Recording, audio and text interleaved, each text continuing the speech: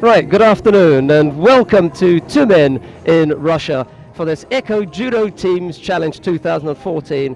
And this afternoon I'm joined by Hans van Essen. He's the EJU Media Director. Good afternoon, Hans. How are you? Hi, Sheldon. Very good, very good.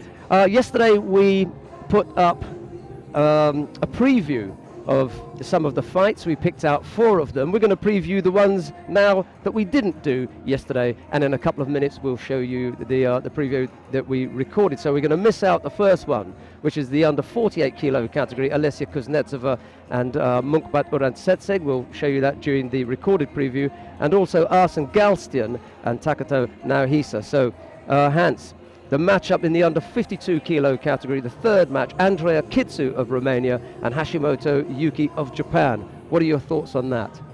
Well, it's going to be an exciting one because I don't think that Europe can team up with Asia in the beginning. So maybe it's already 2-0. So it's up to Kitsu to change that. And we know she's the 2012 European champion. Okay, but Hashimoto, I think she was third at the World Championships. She's the one in shape, so it could be even a 3-0. So it's quite an essential match already in the beginning of this fight. Could be if they lose the first 2. I mean, Kitsu's got good pedigree. You mentioned the European championship win. What other tournaments do you think that she's featured in that will give her that kind of background that might challenge Hashimoto?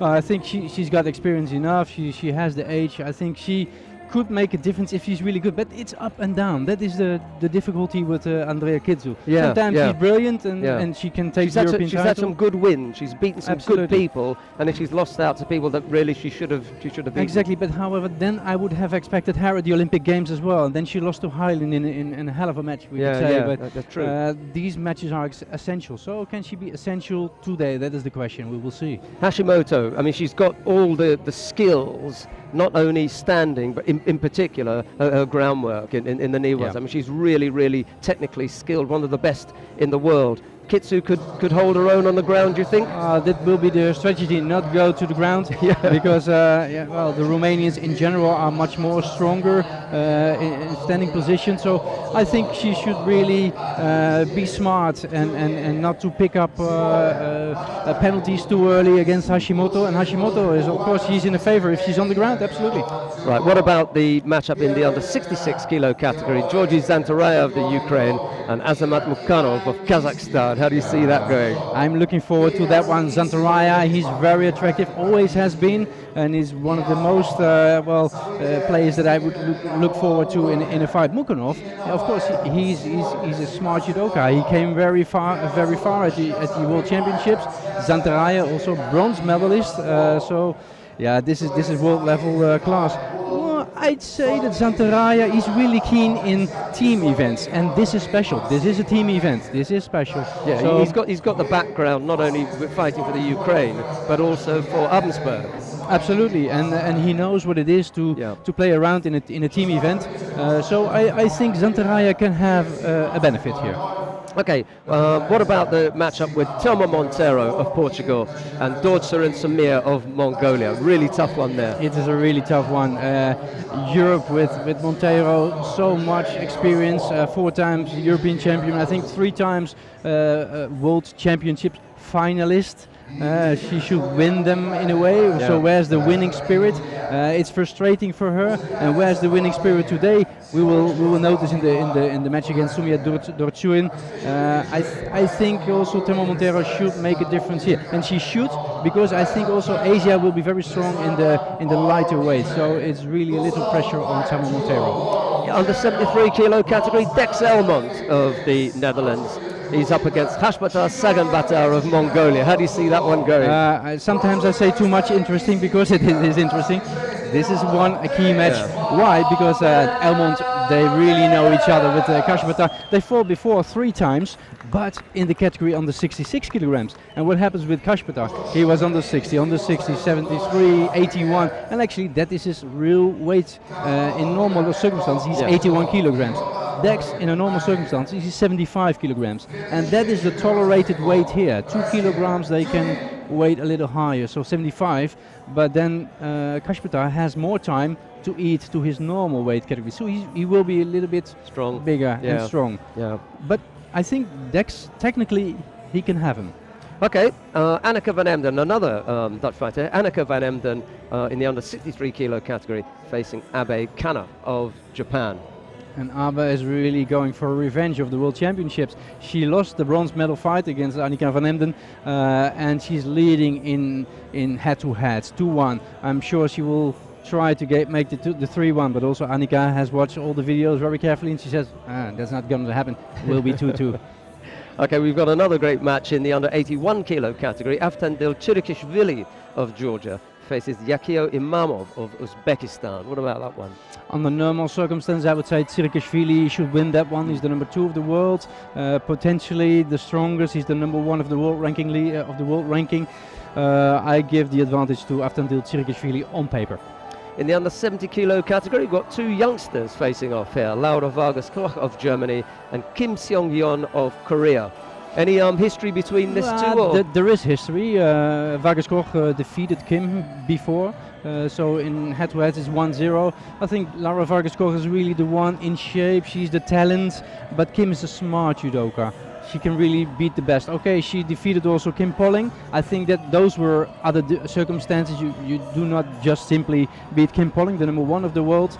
But at the World Championship, Polling was not very well, she was in shape, but her knee was not in shape. And there she lost to Kim. Vargas-Koch did win to Kim. So I think she's quite cool. She's German, to the point, and she will take the point. They were both on the podium in Rio, is that right? That's right, 2 and 3rd. Right, okay, under 90 kilo category, Valam Lipatiliani of Georgia faces Lee Kyu-won of Korea. What about that one? Hey, Lee did what Lipatiliani should have done before, becoming a world champion. Yeah. Lee was the world champion in 2009 in Rotterdam, and Lipatiliani, he's got all the skills to be the best of the world, and maybe he is, but he became second, and I think Lipatiliani under normal circumstances should really make a difference to Lee here. Yo Abigail and Jeong Gyong-mi face off in the under 78 kilo category. How do you see that one going? Not for nothing, there are 3 Koreans in this Asian team, so the Koreans are really strong, and they are the first pick, so really a good choice for Asia. Abigail, I don't know how her feeling is in the moment. Of course, we know that she suffered the knee injury at the Olympic Games, and it took her some time to get back. I haven't seen her since then, so it could be a tough one. I don't know if she's really ready for, let's say, 1 month further for the Grand Slam in Paris. Yeah. Maybe Korea can be strong here. Okay, in the under 100 kilo category, Henk Grol of the Netherlands faces Soyib Kurbonov of Uzbekistan. What about that one? It's going to be an interesting fight. Kurbonov is not a guy who makes a lot of mistakes. He's quite clean in his match. However, really, if it comes to the first beginning, and I'll grab you like this, there he can make the mistakes in the kumikata, and I think their role should make a difference. This is what I've heard from his coach Martin Arends. He's also the coach of the European men's team. I think that role normally should win this match. He's already leading in head-to-heads 2-0, so I give Rol the advantage. Okay, the plus 78 kilo category for women, Lucia Palavda of Slovenia faces Lee Jung-un of Korea. What about that? Lee's a bit heavier, smart judoka, but I would say that Palavda, she can really score points. She can do anything. She could do really low Ippon Seoinage, and I think that's going to be an interesting fight. If Palavda is that good, it's also this and that, but it's up and down. But I think if Palavda does the same as she did in Rijeka, where I saw her winning a final so easily, then she could make a difference in the team result, because we are going... Sure. And I don't think she's afraid of the weight. That's what she's accustomed to. They tend to be bigger than her anyway. I don't think Palavda ever fights anyone smaller. No, that's true. But she's used to it, and she's also quite small here. So that Ippon Seoinage, okay, it's a weapon, definitely. Right, let's take a look at the final contest then. That's the plus 100 kilo category. Alexander Mikhailin of Russia faces Yuri Krakovetsky of Kyrgyzstan. It's the oldest, 34 he is now, Alexander Mikhailin, against one of the youngest of the field, 21, Yuri Krakovetsky. It's difficult to say in what shape Mikhailin is.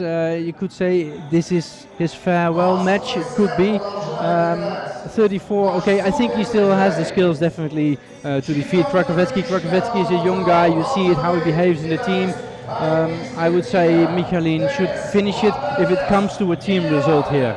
Okay, well, we'll see how it all turns out. I'm going to ask Hans for his prediction as far as the numbers are concerned. There are 14 matches. Where do you see the final numbers being? I spoke to many people and they say Asia really has a strong team. I agree in the lightweights. I think in the end it will be Europe taking the win. By what kind of score? Well, I hope it will be tight. So actually I also hope for Asia that they win the first matches because they need it. So if it would be like 8-6, that would be a perfect result in a way. Okay, Hans is going 8-6. I'm going with Hans on that one. 8-6 Europe. That's where I think it's going to go. Right, we've got the preview that we put up on the internet last night. Let's take a look at that now.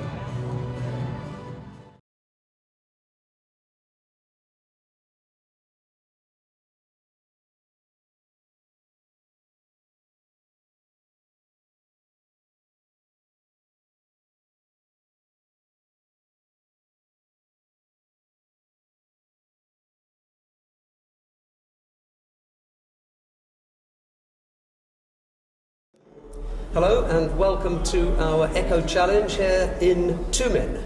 We've got a super tournament to bring you, and we're going to bring you that live tomorrow. But tonight we're just going to take a look at some of the top matchups. And I'm joined first of all by Dennis van der Geest.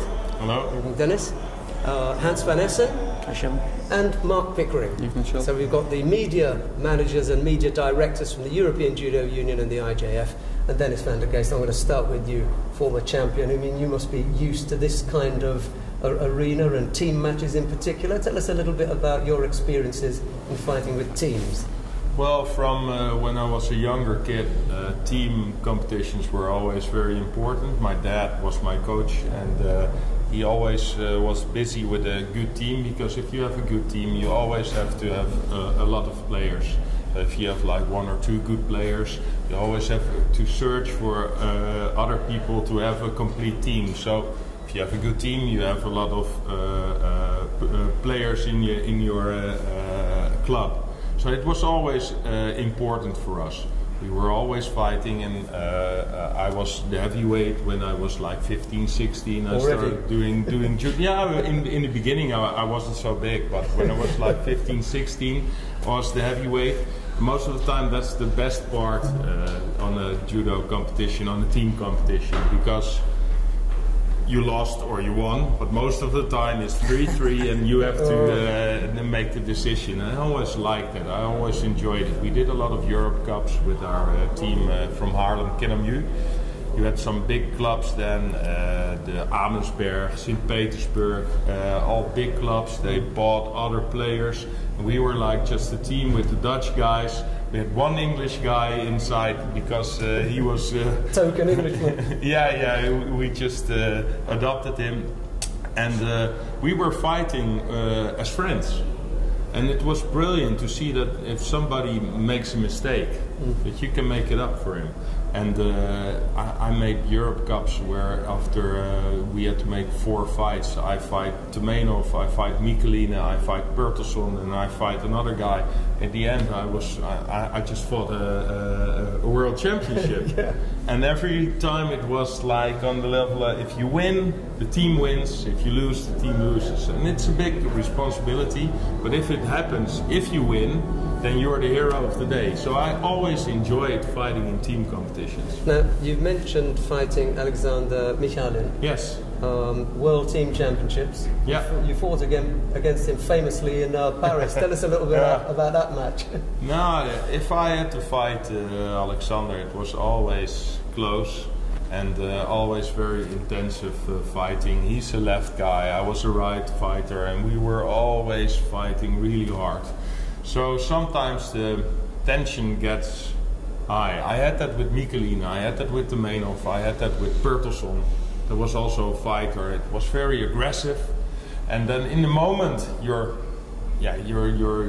willing to kill each other. You had something against that Eastern bloc. We were standing to and they had something against me. You know, it was always But you have, of course, when you're fighting at the highest level, it's always the same people who are competing for the medals. So I fight Nicolene many times, and so he is really. When I was lying in my bed and I was thinking about him, because he was the block between winning gold medals. So the tension is really big. But afterwards, you think of it like, okay, it's only sports. It's judo. It's if you win, if you lose, okay, and then you're friends again. I'm not really friends that he doesn't invite me on his holiday or on his birthday, but you're not in his Christmas list. Yeah, but when you're in the match. And it's so important. I fight with him in the European Championship finals. If you win a gold medal, and people remember you for that. And if you lose, you win a silver. It's also okay, but it's not that gold one you need. So the tension is always big. Okay, well, Alexander Michalin is one of the names that we're going to see in action tomorrow. He faces Lurik Krakovetsky of Kyrgyzstan. That's one of the matchups. Hans van Essen, what have you picked out as far as a top draw matchup? What's caught your eye? It's quite clear, Sheldon. It's the top fight of the day, I'd say. It's the under 60 kilogram fight between the world champion and the Olympic champion. So it's Galstian against Takato, and Takato is really in a very good shape. He won the tournament in Tokyo, and I think he's a brilliant, innovative fighter, doing complete weird techniques that we don't even understand as a commentator. And you see something happening, and from which corner did he do that? And that's an amazing fight against Galstian, who, is warming up for, let's say, 2016 for this qualification period, and which will start in June, I think. So it will be absolutely the top fight of the day, although there are some other nice matchups. I mean, you've picked a nice one. There was a press conference earlier on. What was said? Because the two of them were on stage. So can you tell us a little bit about what was said there? In the ideal situation, we had them together indeed, and that was nice. But they were quite polite, and they've seen each other's videos, and they will see who is the winner. It's a bit judo to be and remain polite, but we'd rather see them like this, standing each other. I'm going to beat you. Have they fought before? No, they've never fought before, and that's the interesting part. We don't know. So we haven't seen the real Galstian. Neither did I. So they fought never in the championship, and this is the time that we see a world champion against an Olympic champion. And the Olympic champion was really spectacular in 2012, but a lot has changed now with the new rules. Great, that's a nice match up there. Thanks very much, Hans, for that. Arsene Galstian, Takato now, he's in the under 60 kilo category. That's not the opening match, because we've got a women's match to open it up. But I'll come to that in a moment. Before I do that, let's have a word with Mark Pickering and see who it is that Mark has picked out as his top match. Mark. I've picked out under 63 kilograms. That's Annika van Emden from Europe, and she'll be facing Abe Kane of Asia. I think that's a really interesting contest, because we saw them in action, of course, at the World Championships last year. What was the outcome of that contest then? And the outcome was the win for Van Emden, and that was, of course, for the bronze medal. So it was a top contest, one of the top contests of that day, and that was actually the first victory for Van Emden in their series. So she pulled one victory back.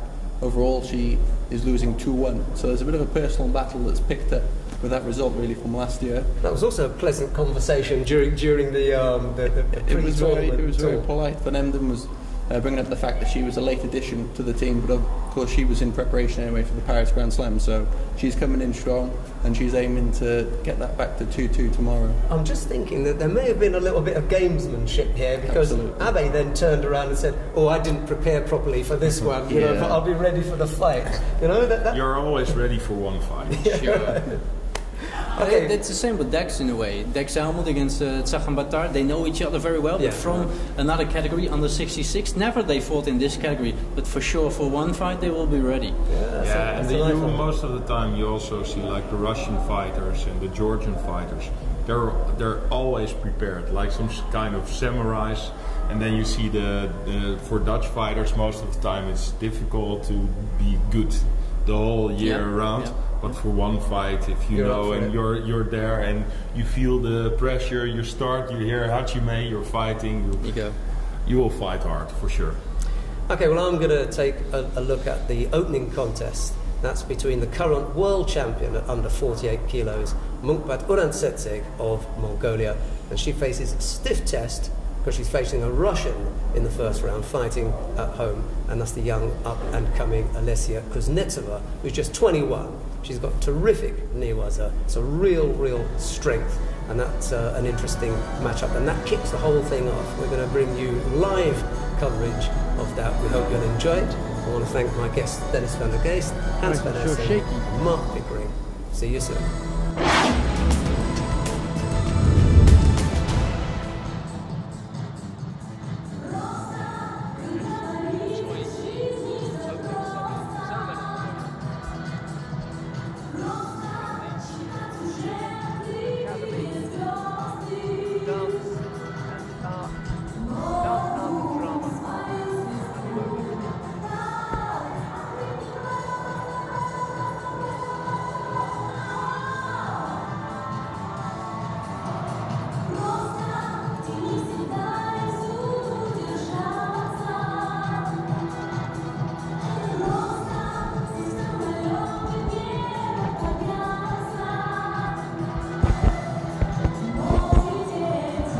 I'm delighted to be joined by Hans van Essen, the media director for the European Judo Union. Good afternoon, Hans. Hi, Sheldon. This is quite a special event. I don't mean that as far as Tyumen is concerned, because Tyumen is accustomed to putting on shows, but this particular one, Asia versus Europe, this is quite a matchup, isn't it?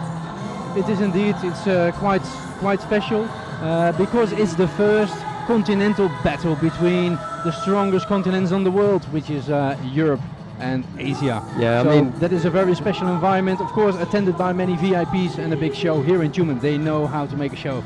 And that's the key, isn't it? These are the two strong continents, Europe and Asia. And they put together two good teams, I think. Absolutely, they have a first choice team. Of course, there are some priorities for some athletes. They prefer to go to Paris, but here is a very attractive field, and we're going to see some really smashing matches.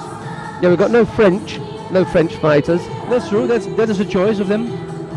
They were invited, obviously, but Teddy Rina, also Arbek Danou was invited. Actually, it was also the choice of Yaren Jerby, but she is in a training camp in Tokyo in Japan, so in the end it was Anneke van Emden attending at the under 63 kilograms. We'll see her later. We spoke about some of the names that we're going to see today. Well, maybe it's just as well to talk about a couple of the names that we're not going to see.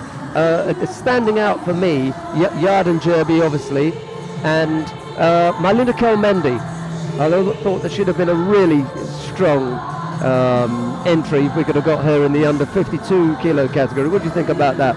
Well, that would have been the strongest. Obviously, you would like to see all the world champions here attending. Yeah, that would be good. Okay, not the ones from Pan America, but Asia, etc. They have very strong judokas. And well, if we have, let's say, the youngest man, but he is in fact for me the team captain, Naoisa Takato. If you have him, then we'll start well. And on the other hand, well, I'm giving it a little away, Sheldon, but if you have such a team match between the world champion and the Olympic champion, what a hell of a start. What about, you mentioned Takato. Did you say that he was the team captain? Well, no, that's what I'm making of it. Because he also feels of it. He's taking so much experience now. He's the only one in the world ranking from Japan.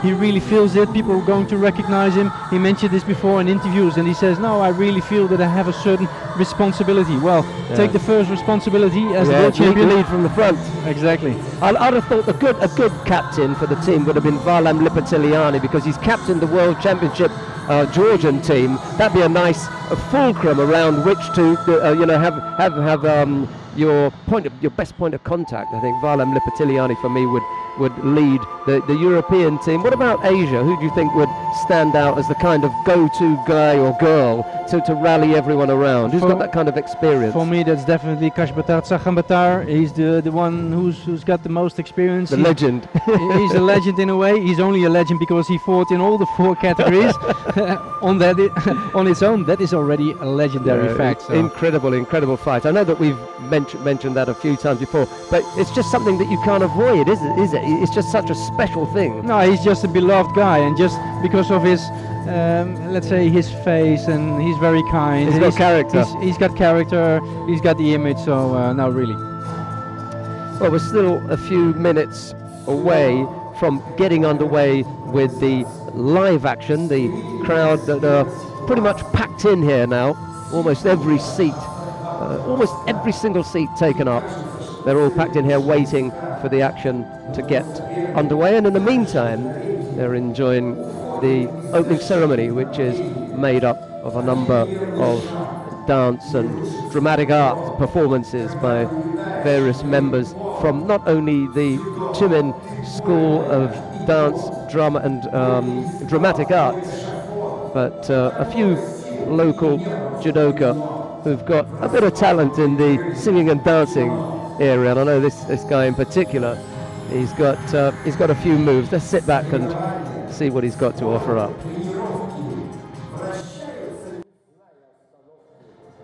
Дзюдо мы отдаем десятки лет от первых поражений до побед. И пусть твердят, что жизнь проходит мимо в условиях спортивного режима. Но снова день за днем готовы идти по всем ступеням гибкого пути. Дзюдо, ты мудрая борьба, моя любовь, моя судьба. Согласие между телом и душой. Дзюдо – это победа над собой. Владеет атмосферой наших залов, торжественность зимовских ритуалов.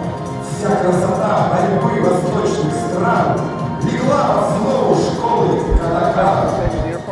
А над татами, над его плато витает философский дух дзюдо. Он учит нас терпеть и учит побеждать, преодолев усталость и печать. Дзюдо, ты мой тяжелый труд под знаками высоких амплитуд. Это не просто спорт или игра. Дзюдо – это добро ради добра. Judo is gentleness in the sake of benevolence.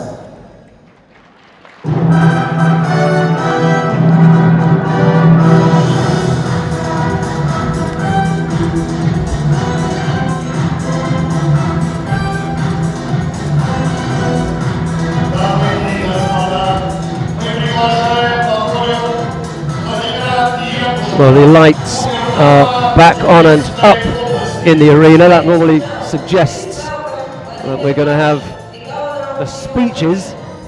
They don't normally do those in the dark, so I imagine that we'll have some of the local and regional dignitaries taking to the podium in a moment. You were speaking about talent here in the region. Last year we had the ECCO Judo Hero Challenge individual fights under 66, where Musa Mogushkov was challenging a number of big fighters from the world. And it is Mogushkov who is from this area, and it's quite a sports area where not only judo but also some other sports are really talented and reach the Olympic level. I haven't seen Mogushkov in the arena. He might be here to see his buddy Arsene Galstian take part. General Director of Sport Accord, caught in the crowd there briefly, Vlad Marinescu. Here's the governor of the Tyumen region, Vladimir Yugashev.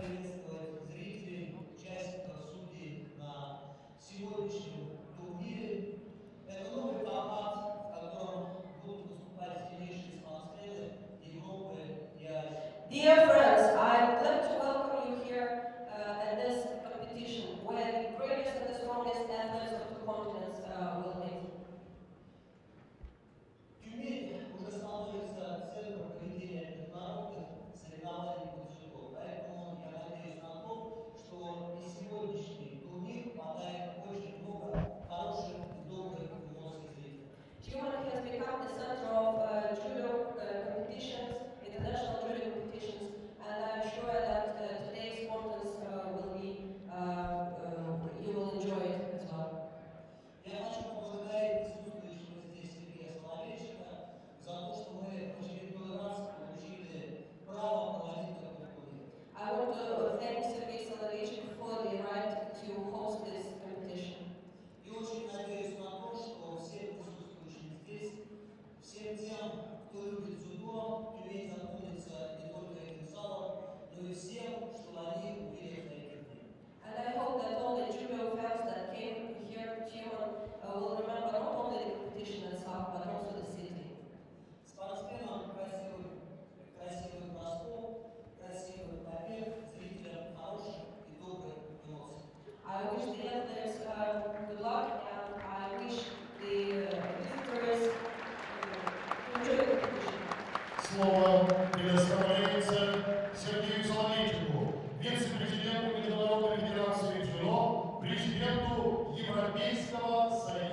Now the Vice President of the International Judo Federation and the President of the European Judo Union, Mr. Sergei Soloveichik.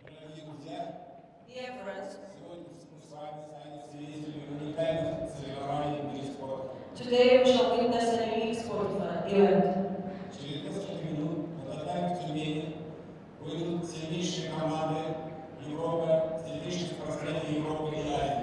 In several minutes here on tatami, the strongest athletes of two continents will meet.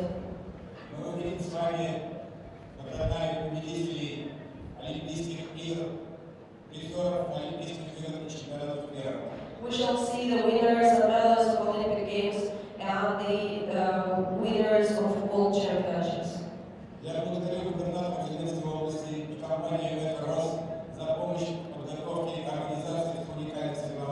I would like to thank the governor of Tyumen region and ECCO company for their help and support of the competition. And let the judo spirit win today. Слово предоставляется Михаилу Семену, вице-президенту компании «ECCO». The floor is given to Mikhail Semyan, Vice President of ECCO company. Good evening, dear friends.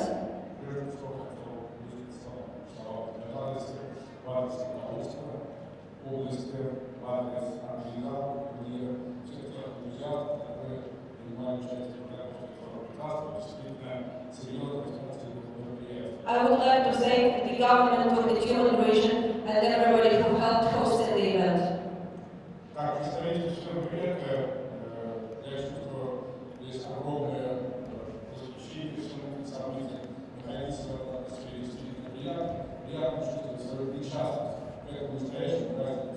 As a representative of ECCO company, I am very proud and honored to be here and be a part of such a great event.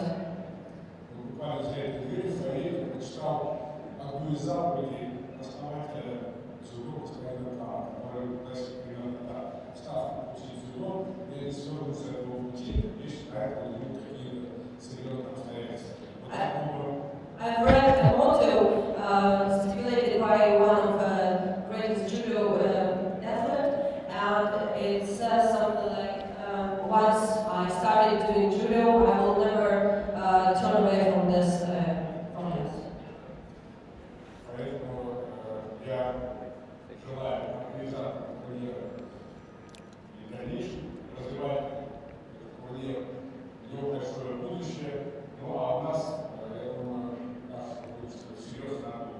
I think we will continue working in this field. I think this tournament will be not the last, and we will see many of them, and I wish them very good luck.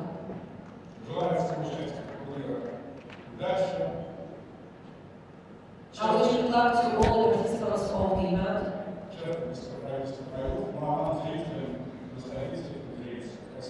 And I hope you all enjoy the competition. Well, there is the speeches all over and done with. It's always nice when the sponsor can say that he's looking forward to continued relationship with the event. Bodes well for the future then if he's going to keep his connection with judo. We very much hope that he will. That's ECCO Ross. They're shoemakers, I think. Exactly, and they will also contribute to both the federations, EGU, Asia, so in that way it's also in the advance directly of judo for the federations.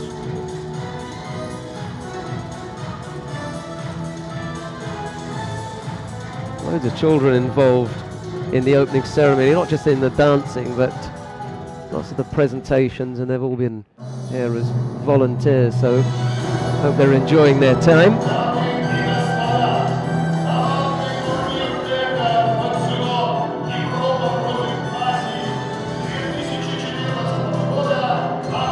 The children are smiling, that's a good start here. Also on the press stands, time to show some judo.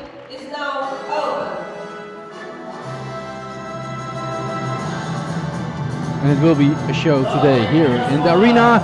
It's heating up, 22 degrees inside and minus 22 outside. and that's going to be a great contrast. I don't think the contrast will be that big between Asia and Europe. I think it will be quite a tight match. Yeah, most people have plumbed for just the one match that's going to do it. Well, we'll tidy up the mat area and then we'll be ready to get underway. We're just moments away then from the ECCO Judo Team Challenge 2014. Russia, sorry, in Tyumen, Russia is where we are, and it's Europe versus Asia. We'll just give you a quick rundown of the matches. Under 48 kilo category, Alesia Kuznetsova of Russia faces Munkbat Urantsetsig of Mongolia. Arsen Galstin of Russia will face Takato Naohisa of Japan. Andrea Kitsu of Romania faces Hashimoto Yuki of Japan. Georgi Zantora of the Ukraine faces Azamat Mukhanov of Kazakhstan. Chamo Montero of Portugal faces Dord Suren Sumia of Mongolia. Dex Elmont of the Netherlands faces Hashbata Saganbata. Annika van Emden of the Netherlands faces Abe Kana of Japan. Avtandil Chirikishvili of Georgia faces Yakio Imamov of Uzbekistan. Laura Vargas Koch will face Kim Seong-yeon of Korea, and it'll be Varlam Lipatiliani of Georgia to face Lee Kyu-won of Korea. Yo Abigail of Hungary faces Jongkyung Mi of Korea, and it'll be Henk Grol of the Netherlands up against Soyib Kurbonov of Uzbekistan. Lucia Polavda of Slovenia will face Lee Jung-un of Korea, and the final match will be Alexander Michalin of Russia. He faces Luri Krakovetsky of Kyrgyzstan. Those are the matchups. We've got 4 mat officials for you. That'll be Edison Minikava of Brazil, Ioano Babiuk of Romania, Andreas Hempel of Germany, and Vladimir Vostrikov of Russia. Okay, Hans, what have you got for us? Oh, that's interesting what you're saying. You're saying actually that there are 4 Koreans in that, and that's what catch my mind. 4 Koreans in the Asian team, that's quite a share. Also on the other hand, 3 Japanese in the Asian team and 3 people from Mongolia. On the other hand, in the Asian team it's a little bit, well, I cannot say better distribution, it's up to the coach of course, but the distribution is at least that Russia has 3 representatives as well as the Netherlands. Also you named 2 Georgian guys, Avtandil Chirikishvili and Varlam Lipatiliani. Previously we meant about the captains. I think these are really the top flights for Europe.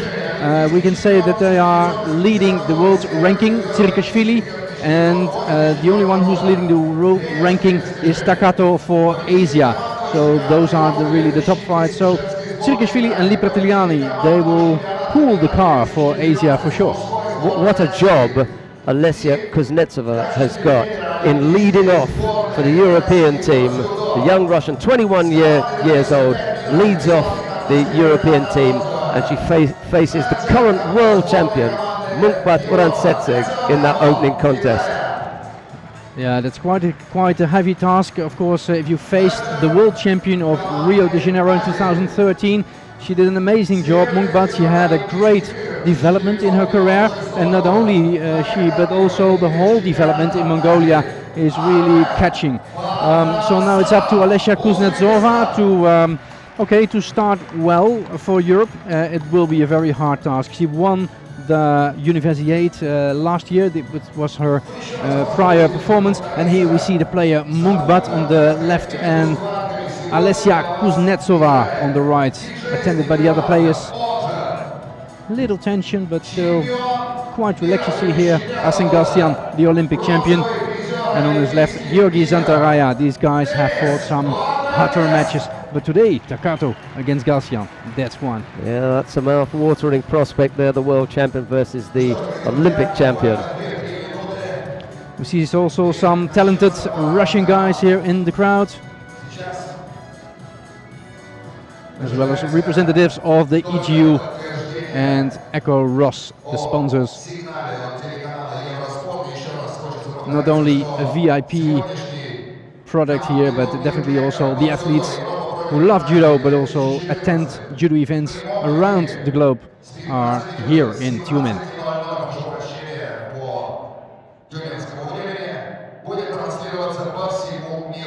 Also presidents from national federations attending.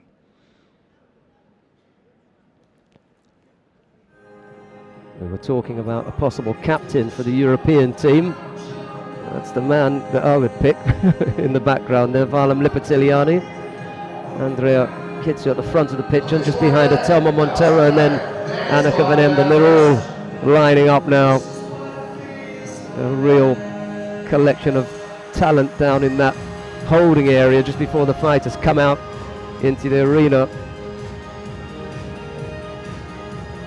Well, you can say that's definitely about Valam Lipatiliani. He's the number 2 of the world in the world ranking, but he may be the best in the world in this category. Although Ashley Gonzalez, he defeated him at the World Championships, so for sure he needs his credits.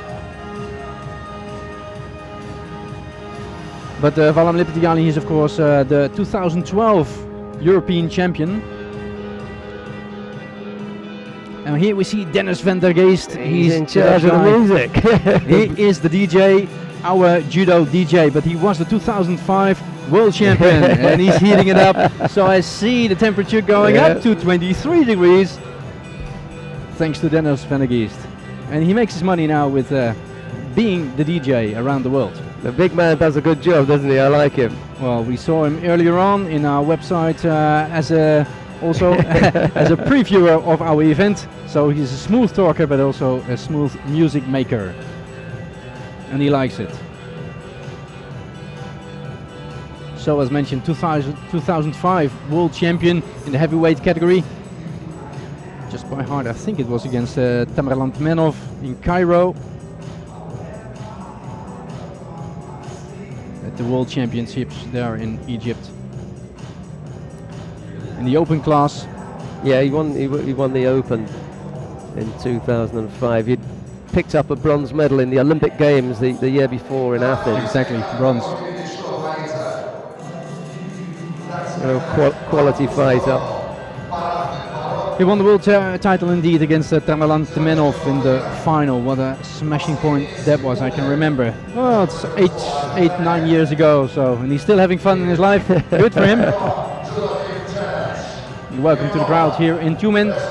They really love judo, but they would have loved to see Musa Mogishkov winning an Olympic medal. He was by far the best performing judoka under 66 kilograms in 2012, but at the Olympic Games he was surprised by Azerbaijan, and he lost in his first bout. Of course, that was the reason that he challenged all those other 7 judoka last year. Well, actually in the end of 2012 for an individual challenge also here in Tyumen. And he didn't win. It was actually Rok Dracic of Slovenia who won that match. His coach at that time was Mr. Gabrovic. He's now also attending as the president of Slovenia. Well, here we are live from the Olympic Training Center in Tyumen, Russia. It's the ECCO Team Challenge 2014, Europe versus Asia. We're about to get underway. 7 men's matches, 7 women's matches, all mixed up there. So we'll get one at a time. We'll begin with the under 48 kilo category for women, and it's Alessia Kuznetsova who faces current world champion Munkbat Rentsetsig of Mongolia. Kuznetsova for Europe and Munkbat for Asia, and I'm delighted to be joined by Hans van Essen, the media director for the European Judo Union. Another good afternoon to you, Hans. Enjoying yourself? I'm enjoying myself very much, especially about the show. I wish we could do this every time at every event, but of course at the Grand Slam of Paris we have 5 tatami divided over 2-3 days, and we cannot have the same show, but it's definitely a show for the athletes here, but also in Paris, where they have the attendance of 12 or 13,000 people. They are not here in Tyumen, but it is a full house. And also for them, you see it on the hats, it's quite special to represent their continent, and we have the 2 strongest continents of the world here in Tyumen. Jo Abigail of Hungary. Right, Arsene Gastian. Must be a real pleasure for that young man to know that he's got the Olympic champion Exactly. standing behind him. Will he realize? Yeah. Galston's probably telling him, don't worry, pal, it'll be your day one day. you'll be out here soon. Here we see the coaches. So we have Michel Almeida of Portugal. He will coach the women for Europe. And we have Maarten Arends for the men of Europe. We're going to see the Asia team coming out now, led out by Takato Naohisa of Japan.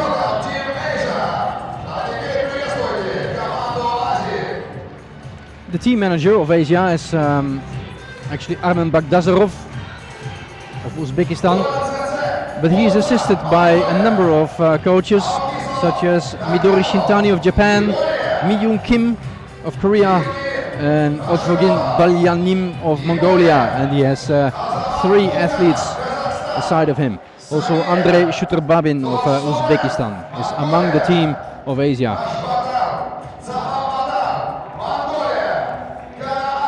And he's the youngest in the field, 20 years only, and by far the most, well, cherished one in this moment. He's the number 1 of the world and the world champion. So what to say about Naohisa Takato, the youngest and the highest ranked. What a match this is going to be. I've never been to a team event and left disappointed. Every team event that I've ever been to has been action-packed. I don't see any reason why this should be any different. And there's the fighter who's got the job of leading off the European team, Alessia Kuznetsova. Hence. So we see the lineup here with Kuznetsova. We see here Astrid Gastian under 60 kilograms, followed by Andrea Kitsu of Romania, 52 kilograms, Georga Zantaraya of Ukraine, 66, Thelma Montero under 57, Dex Elmont under 73, the number 2 of the world, Annika van Emden under 63 kilograms, Aftandil Tsirkishvili under 81 kilograms, followed by Laura Vargaskov of Germany under 70 kilograms, Valan Lipatriani, he knows how to deal with this, as well as Abigail Yo under 78 kilograms, Henk Schroll under 100 kilograms, and Lucia Polavder plus 78 kilograms. As last but not least, Alexander Mikhailin, the number 2 of the Olympic Games, plus 100 kilograms. Got a full head of hair at the moment and bearded. You never know what you're going to get with Mikhailin. Here's Hans again with the with the Asia team. Uren Tsatser Munkbat under 48 kilograms. Naohisa Takato, we've seen him under 60 kilograms. Yuki Hashimoto, Azamat Mukhanov, and here we are with Sumi Dorshuiren, Mongolia under 57. Another Mongolian, Tsakhn Batar Kashbatar under 73. Kana Abe under 63. And Yakyo Imamov under 81 kilograms. Song Yong Kim under 70 kilograms. Watch her. And Kyu Won Lee, the former world champion, under 90 kilograms. Under 78, another Korean, Gyeong Mi Young. And then Uzbekistan, Soyip Kurbonov under 100 kilograms. The only representative together with Yakko Imamov of Uzbekistan. He's the big guy fighting Henk Schroll. And then Jung Un Lee, the heavyweight of Korea, plus 78 kilograms. And the youngster Yuri Krakovetsky, he will fight Alexander Mikhailin. That will be a difference in height, in age, but what on the tatami we will see later on. Jong Gyong Mi, the Korean who had the giggles there. Couldn't stop laughing. It's nice. It's a mixed event, and when have you seen it? I've seen it locally, of course, but here is the bow.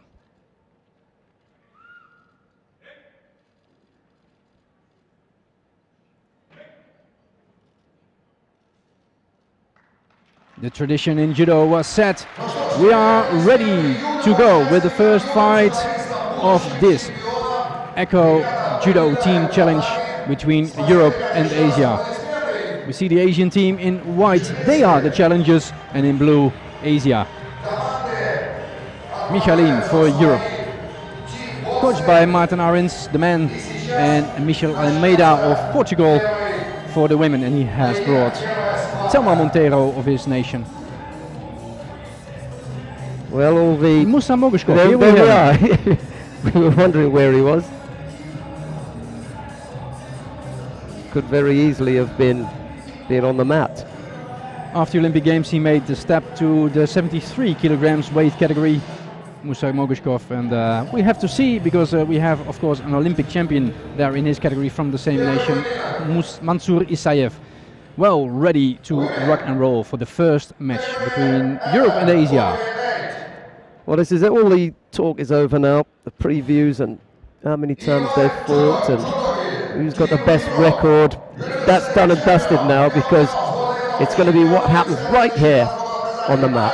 Alessia Kuznetsova in the white judogi, Munkbat Urentsetseg in blue, and we're now underway with the first of the contest. 4 minutes for the women. And that's the first time that we see the women fighting 4 minutes. This is the only change, the only big change for the women. But is it a big change? We will see later on in the year if we can decide this. In general, we can say, of course, the women are built differently than the men. So the experts say that it doesn't make a difference whether they fight 5 or 4 minutes. It's actually a little bit more attractive, and this is the way we should do it. Kuznetsova and Munkbat grip up nice and early and get going, and there's a left-sided drop Suanagi attempt from Kuznetsova. She doesn't mind being on the ground. In fact, she'd like to spend as much time down there as possible. She's known for her expertise in Nevaza, and Munkbat just giving her a little bit of a working over while she was on her knees. They're back up on their feet now. 40-odd seconds have gone. They were nice and quick getting to the first grip, and here they are again. Munkbat with the better control of the sleeves at the moment. There's not a great deal to come from there. She now changes and gets one hand inside on the lapel. She can work from there. Little tap maybe with Koichi, but it doesn't move because Kuznetsova is slightly bent over at the moment. She want to get a head up from there. Kuznetsova is of the new generation you mentioned earlier, because the question is, does she speak English? Because she has now a coach, Michel Almeida, who's not used to speaking Russian. She's not bad in English, actually. We were chatting with her yesterday, and she's got reasonable English. All the younger Russians picking up the language, and they're on the circuit quite a lot, so they really have to have a bit of English to get by. No score yet. 2:20 left to go. So we see the number 1 of the world, Munkbat, against the number 10 of the world, Kuznetsova. 21 years, at least she's the youngest of the European team. And Munkbat, we mentioned it earlier on, she's the world champion from Mongolia, the first world champion for female in Mongolia. Kuznetsova looked to attack Munkbat with that right-sided tomoe-nage, partly trying to draw her into the ground as well. That's her way of doing it. Wasn't a bad effort. Just got to be a little bit careful with that at times. Make sure that it looks genuine and she doesn't get called for a false attack. Better grip there from Munkbat, but it's Kuznetsova who attacks left-sided with that Suanagi attempt.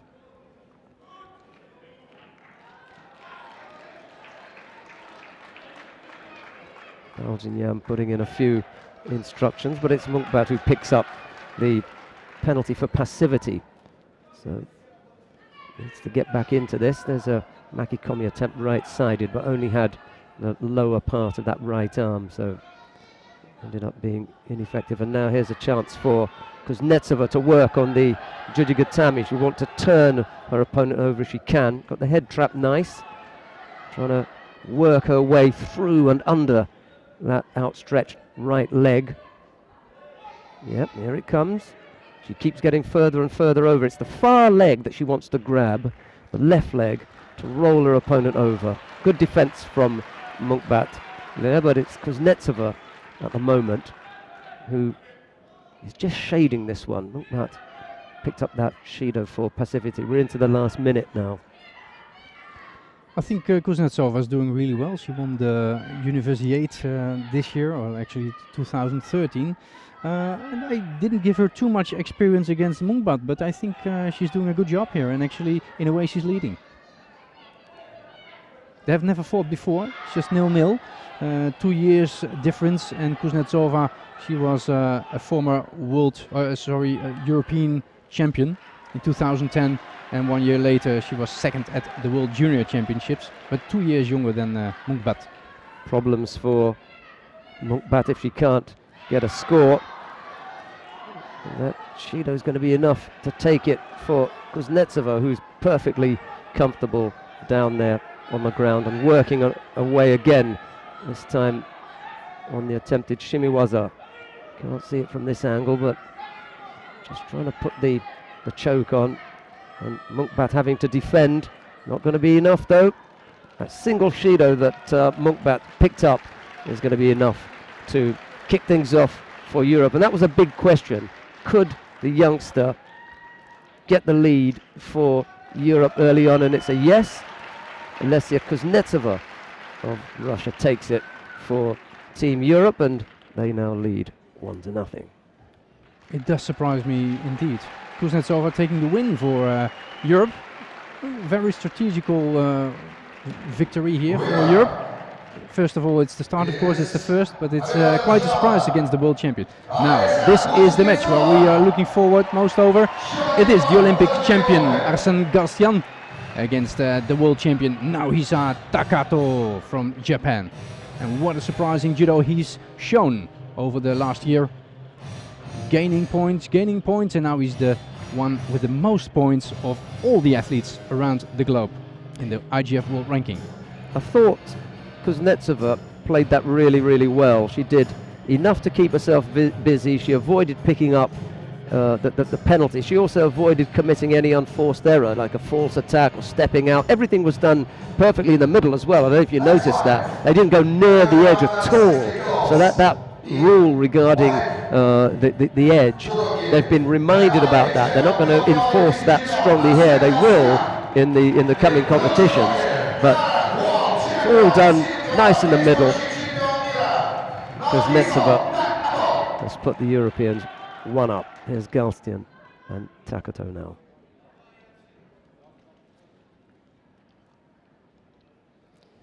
Two lightweight men following on from the lightweight women.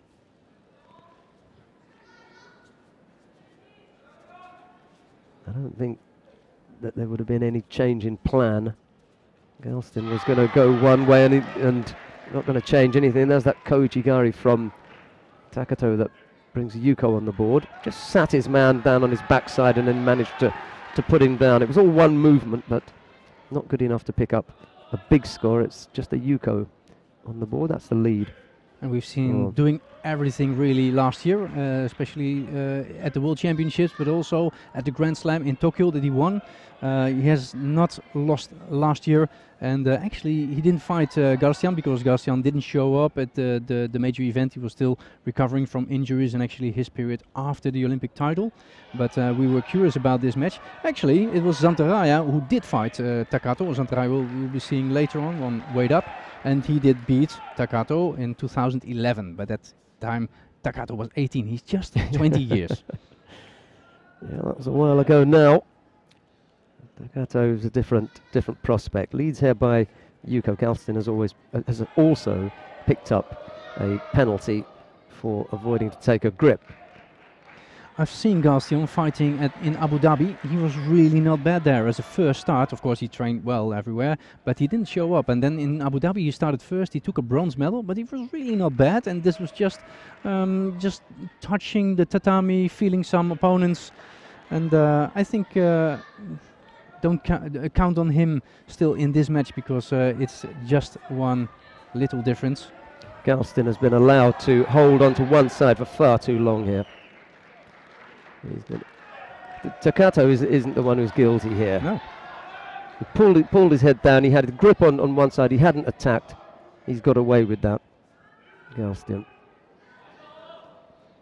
Once you take a grip on one side with both hands, you're supposed to attack. And Galstian was hanging on there. He really dodged that bullet. He's got some difficulties.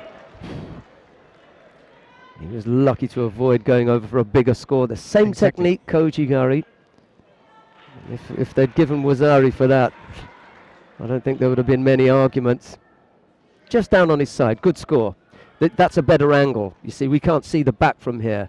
So there's a suggestion that there's more of the back, but when you saw it from the other angle, all of the advertising was visible, means he went down on his side. So that's a good score from the referee. Exactly. Referee Minakawa from Brazil. 2 scores on the board for Takato. Galston with a lot of work. Nice effort there. Really good entry from Takato. Blocked by Galston, and Takato having to collapse to his knees to avoid getting countered. Half the contest still to come.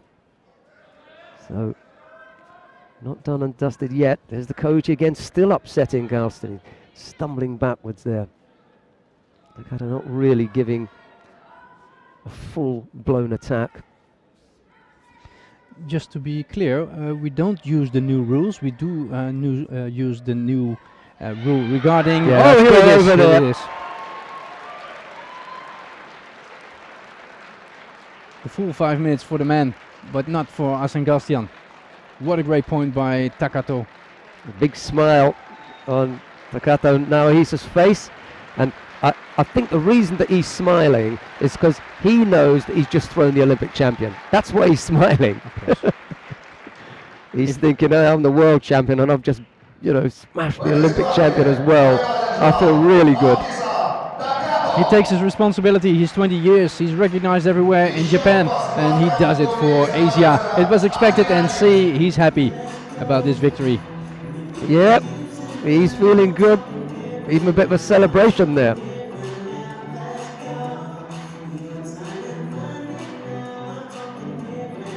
The steering was marvelous here. Yeah. Steps behind his opponent there with really what finishes him off beautifully with Osodagari.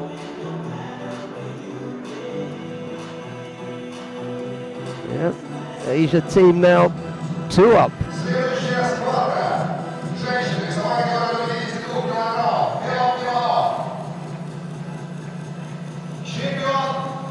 Oh, sorry, it's 1-1. It's because 1-1. yeah, we see the lineup coming up, yeah. and we're expecting the next match. It is Andrea Kitsu from Romania fighting Yuki Hashimoto.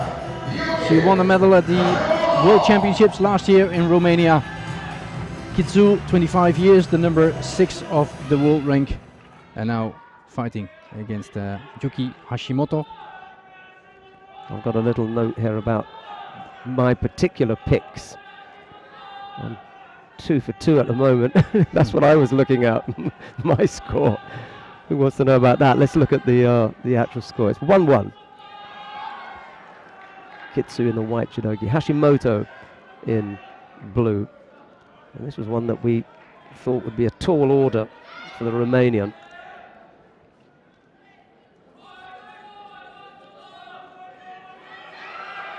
So the 4 minutes for the women. However, what you do see is that everything is remaining in the center. They can still get out, although they could be penalized.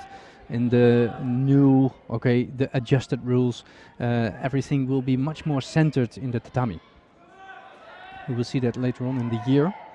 Now it's up to Kitsu to avoid going to the ground, because Hashimoto has quite some experience there.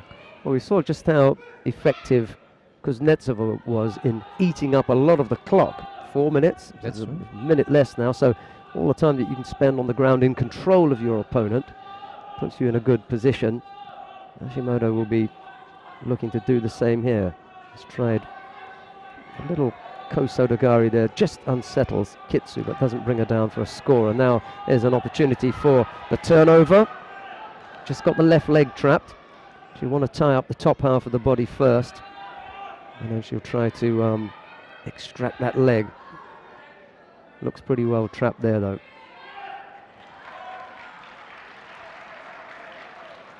The referee agrees, he calls Mate, stands the pair back up. Half the contest gone, no score yet. What a strong generation for Romania, always with the women. It's a big tradition, and Kitsu was one of them. Especially the lightweights. Yeah, absolutely. That was a great effort. Here is the first Judo for Asia, or for Europe. Really, really good effort. Kosodagari from Kitsu, and really caught Hashimoto cold there. And now it does make a difference, I'd say, with 1 minute less. Yeah, if you score earlier on, Yep. you can indeed, what Kuznetsova did, eat the time.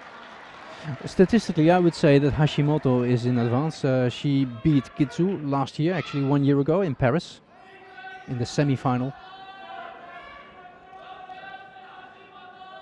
But now it is Kitsu leading.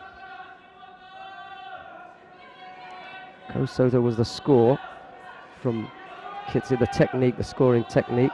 And then Hashimoto looking to come back. Right-sided Ouchigari and then missed with the Uchimata, almost throwing herself there. Good effort from the Japanese, missed out on scoring.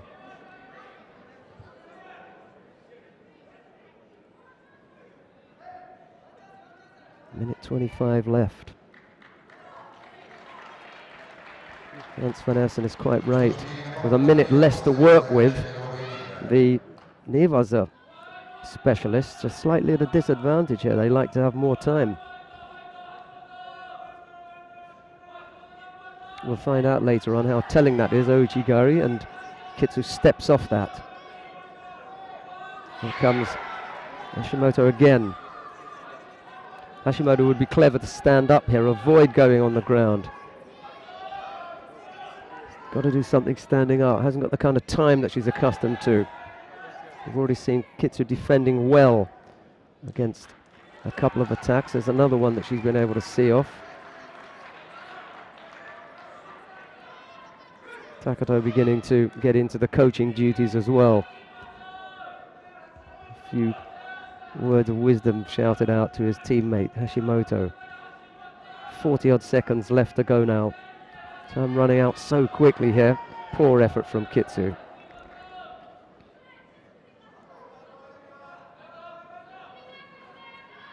The referee agrees. She picks up a penalty for a false attack. Not going to hurt her though, because she's the one with the score on the board at the moment. Half a minute left to go. Here comes Hashimoto again. Got the better of the grips. Right-sided, strong right-sided player. Almost caught. That's the danger when you're having to come forward. Your opponent is aware of that, just waiting for the opportunity to launch a counter. 18 seconds left to go. This is going to be an upset, Hans. Well, I think that's a right say indeed, because I expected Asia to lead maybe from 3-0 here in this phase, but now it's Europe leading 2-1, and I don't think that Kitsu will ever give it away these last 8 seconds. 8 seconds. I've seen them go at 5 seconds or 6 seconds, so it could still happen, but it'd be really, really desperate here. Not Kitsu.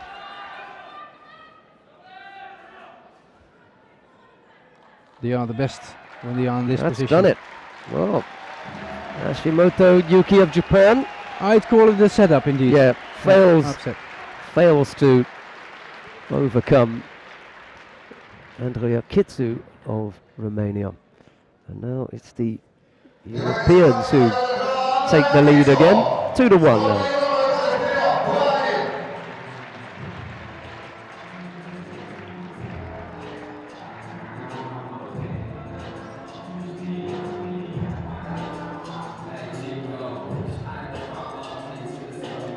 Yep, big congratulations there. There's a lot of smiles because I think they know that that was probably one that they had to win if they were going to take the match. And in all honesty, there is a bonus for them. If they win, they take $7,000. Well, why not take it? That's incentive enough. Right, we come now to the fourth contest. Europeans leading 2-1. Georgi Zantaraya in the white judogi for Europe faces Azamat Mukhanov of Kazakhstan in blue. Nicely decorated hall here, the judo center. Zantaraya versus Mukhanov. Just the one mat, so all attention focused on the middle. Usually the attention goes out to Zantaraya, who's such a spectacular judoka, and my attention was also there in the semi-final in Rio last year, but then it was Mukhanov to win, against Zantaraya. That was quite a surprise. Can he do it one more time? That's a little bit of information on the previous between this pair.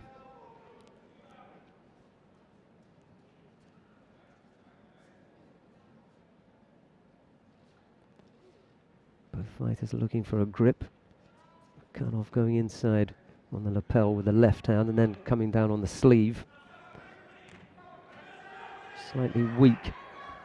Sutemiwaza effort from Zantaraya puts him in a bit of trouble here. Mukhanov trying to get that knee out and get past the outstretched legs of Zantaraya. Zantaraya managing to turn onto his front, blocking any further attack from Mukhanov. This is typical for Zantaraya. He fought actually 3 athletes of the Asian team. So not only Mukhanov, where he lost to in the semi-final, but also Takato. He won one time and he lost one time. And also he fought Kashbatar Tsagambatar on the 60 kilograms. Oh, that's a long time ago, 2007.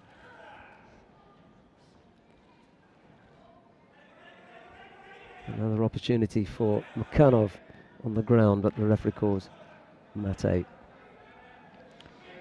I think Zantaraya adjusted well to the testing rules last year. He won a few events and he had the right warming up for the World Championships to take the bronze medal there, and he was really happy to have that medal. He stepped up from under 60 to 66 kilograms. He was the 2009 world champion in under 60, and that's why he met up with Kashbatar Tsagambatar. Now usually under 81. What a difference that is. Now we are watching it. Zantaraya Mukhanov, and can Mukhanov do it one more time? Tried to go right-sided there with the Yoko Sutemiwaza. Didn't quite come off, but Zantaraya having to move quickly to his left to block that, then stepped off a little Ashiwaza attempt there from Mukhanov. Would like to get his head up, the Kazakh, not the best position to be in, and tries to go right-sided, but Zantaraya saw that one coming and blocked that fairly easily.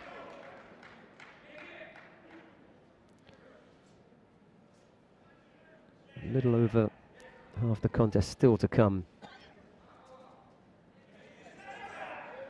Zantaraya is the best guy for the photographers. He has the best skills in his face if he makes the throw. He gives everything, and you see that in the pictures. Quite spectacular.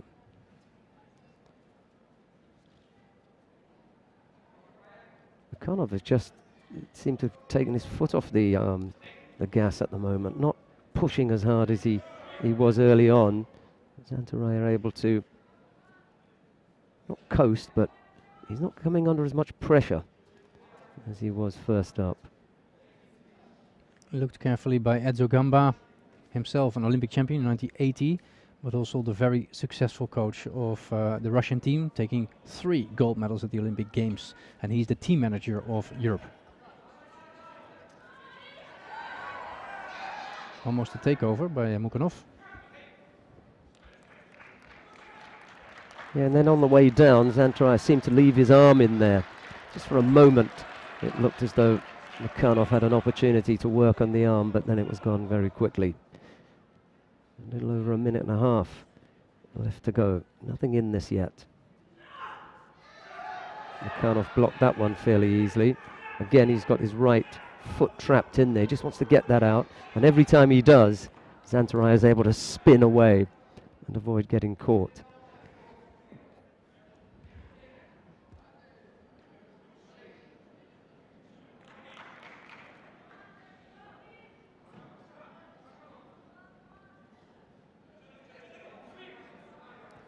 I wonder where the score is going to come from, because Mukhanov has pretty much tried everything that he's got, and Zantaraya has been up to defending it.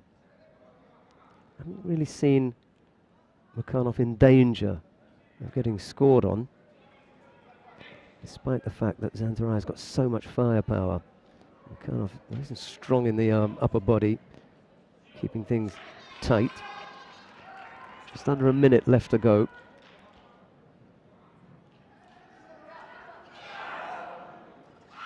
Flash there of what Mukhanov might have in store. just beginning to step things up now. The pace has changed as we got into this last minute, and it's Mukhanov who's pressing here. Well done by Mukhanov to temporize the match now. Well, it's Santaraya who managed to get the arm around the head, and it looked like Koshiguruma that took Mukhanov over for Ippon. Just when Mukhanov started to press things, Santaraya responded with a contest-ending score. Left-sided, Koshiguruma, and it's Santaraya who takes that contest by Ippon. And later we may be able to say that this was a decisive match. 3-1. 3-1 is quite unexpected, I could say, for the European team. And therefore he gets all the congratulations of both the men and the women.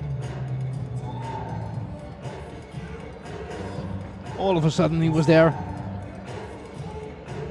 throwing Mukhanov for Ippon, taking his revenge on that loss of the World Championships. Everything was in there, and he knows. He really wraps that left arm of Mukhanov tightly. Got nice control in the upper body, and he pushes the hips right through. Good strong score from Georgi Santaraya, and that means that Europe now lead 3-1.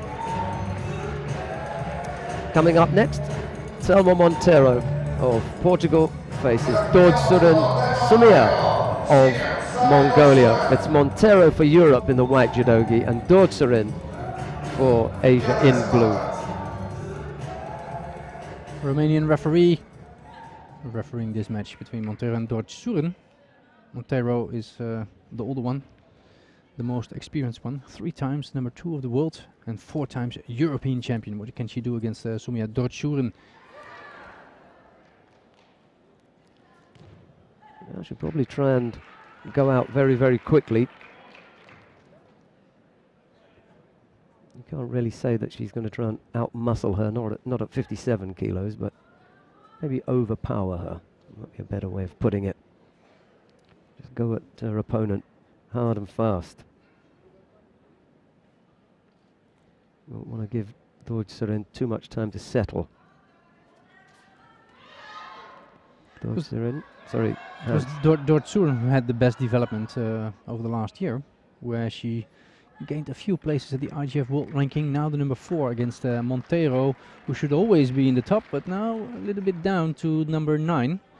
It doesn't say everything, but it says something about the year that Monteiro has had. She had some personal problems, and now she's getting back. And this is actually quite a nice match. It's only one match where you can show what you have for this year. What a start it can be, and some took advantage of that, like Santaraya did. Monteiro right-sided, a little stab at that Ojigari, but Dorjsuren stepped off it fairly easily, and now having to defend on the ground. Shimiwaza hasn't defended that well. Ooh, almost turned into the Osaikomi there. Still not out of trouble, and had to tap. Yep. Tried to hold on for a little bit too long, did Dorjsuren, and he's going to wake up with a bit of a headache.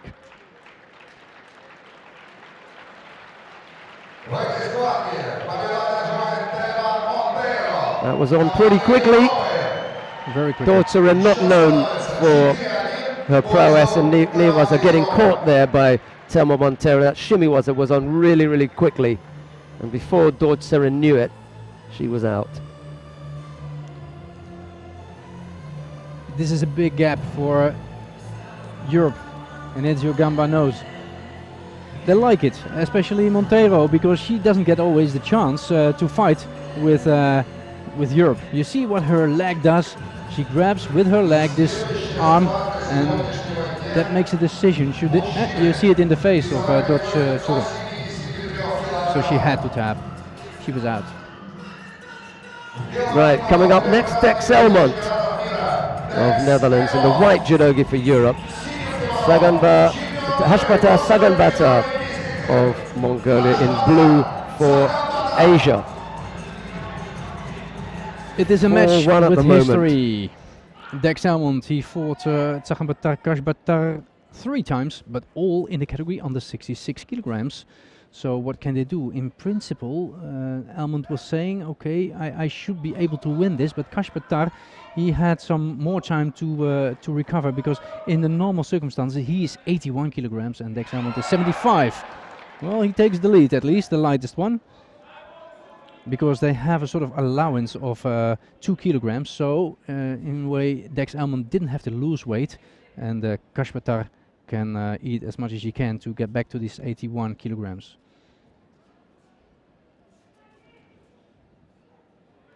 A weak effort there from Hashpatar. That Tomohinage too far away, didn't really break Elmont's balance, so no chance of catching him. Elmont had a better effort with that right-sided Seonage, and comes back with it again, a second effort from Elmont. The first one was a little closer. He had better movement from Hashpatar coming on to him. Here comes the Mongolian now with a tricky grip, left-sided, but Elmont manages to break that up.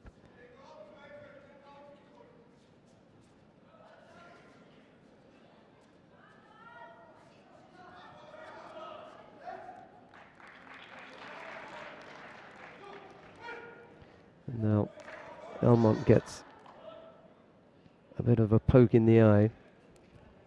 He's just picked up a penalty for that overly defensive posture. While we looked at his teammate Henk Schrol from the Netherlands, same club, KNMU. 3 Dutch That was are a invited. poor effort. Dex Elmont is the second oldest after Michailin. Michailin 34, Dex Elmont 30, and Kashbatar is the number 3, 29. Elmont avoids getting called for a drop.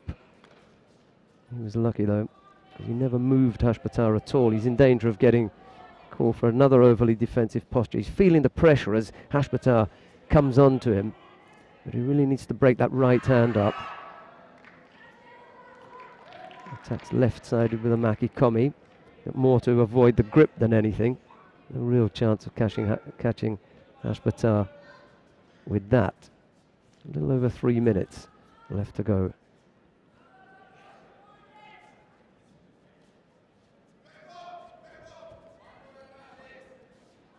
Kashbatar has a tattoo, champion. I bet he did that after 2009 when he became the world champion, under 60 kilograms, can you imagine? And Dex was close a few times at world championships, where he picked up silver medals. A nice effort, Kosotogagi from Hashpatar brings Elmont down, but not from the scoring part of the body. A chance now on the ground, but he decides to let that one go. He gets back up to his feet, and in a second, so will Elmont. Getting just to look a little bit wary. Maybe he's carrying some kind of injury. Slowing him down a little bit, definitely there. He's gone down to the ground again. That's not normally like Elmont. He's not top fit, Yeah. but good enough for one fight. Hashpatar now with the best position, really. Elmont having picked up 3 penalties. And there's a little over, 2 minutes left to go. Ochigari left-sided from Elmont. Better effort there, and then thought about the Sumigaeshi, but couldn't move Hashpatar. And Hashpatar beginning now to really pile the pressure on, making things difficult for Elmont, not on only standing up, but on the ground as well. Problem for Elmont is that you can see that he's blowing, and there's more than 2 minutes left to go.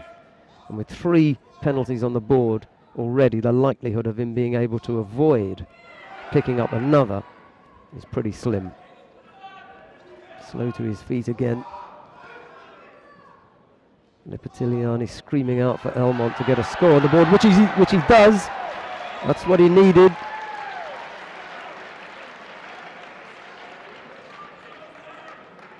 And suddenly it's up to Kashbatar to score again and to hold. There's the left chances for Asia. Ochigari putting him down on his side. Sumigaishi avoided by Hashbatar as he steps over that one. Elmont struggling with the power, however. That's going to be the problem. Hashbatar picks up a warning for the attempt at a bear hug, closing his arms around his body and then looking to pick his opponent up. That's a Shido. Sumigaishi again from Elmont. Clever, because that brings them down onto the ground where Elmont's got good defense. So it can keep the Mongolian out. And Kashbatar is up to speed, trying to catch Elmont now in the last 80 seconds. It will be tough. Of course, Elmont is getting back from a knee injury, but he's been training well in Mittersill in Austria. As mentioned, he's ready for one fight. Wasn't a bad effort. No, it's good. Elmont managing to put in an attack just at the right time.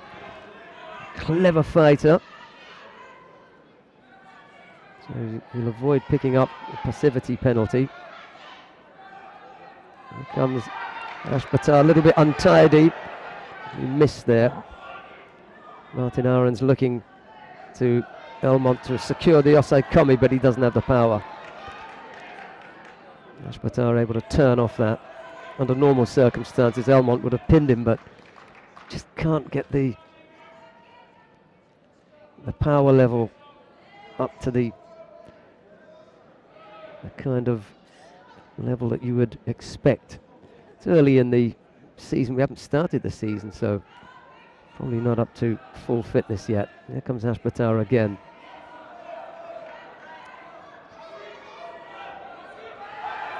Not for these players indeed. I think most of them we will be seeing back in the Grand Slam in Paris. And I hope for Elmont that he's attending as well. Another good attack from Elmont, exactly the right time. Just what he needed to do. He won't get penalised again for passivity. Anything that he could fail here is if he drops, and he doesn't. That's another good effort. Really, really good effort, especially when you know that he hasn't got anything left in the tank. He gives up a really, really good run, and almost giving up the Osaikomi there. So far, that was the only mistake I saw from Elmont, because he didn't give much away. And Kashbatar is now going He's working on the arm. Dangerous situation for Elmont, but he controls. And it's done. He couldn't get the arm lock on. 5-1. That is a big gap. A big gap. Hashbatar defeated by Elmont, who, as you can see, really gave everything in that fight. Absolutely everything he gave there. I think it was one of the best fights I've seen so far. It was competitive. Two top fighters with a good winner, who struck just at the right moment. Next Elmont. Respect for the opponent, Kashbatar. Yeah, well, it was a super little fight. Elmont coming under some real pressure, which in a way was of his own making, because we can see that he's not super fit here. Hashbatar not able to catch him. Well, he may have overstretched his arm a little bit.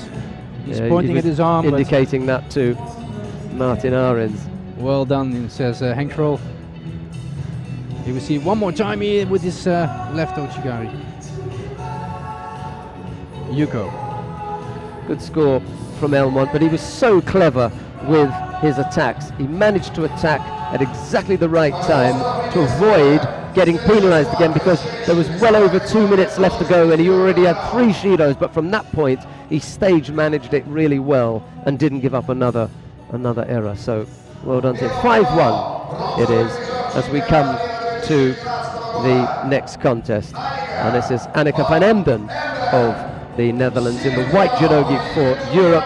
She faces Abe Kana of Japan in the blue judogi for Asia. And they know each other well. They fought 3 times, and the last one was in Rio de Janeiro at the World Championships. The bronze medal fight won by Annika van Emden that time. Kana Abe, she won twice against van Emden. So she may have the skills to get back in the match. 5-2, but it is a big gap for Asia to overcome. So let's see what Annika van Emden can do. If she has the right grip, then she has a good chance. Van Emden said yesterday at the press conference that she'd be looking out for Abe's Uchimata. It's Abe's favourite technique, so she'd be really disappointed if she ended up getting caught with that. Hashimoto doing the recording duties, having lost her contest to Kitsu earlier on. She's now relegated to camera woman.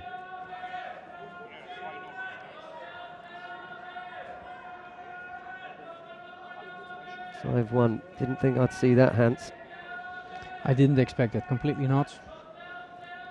Got to be a lot closer than this. And it started with Kuznetsova.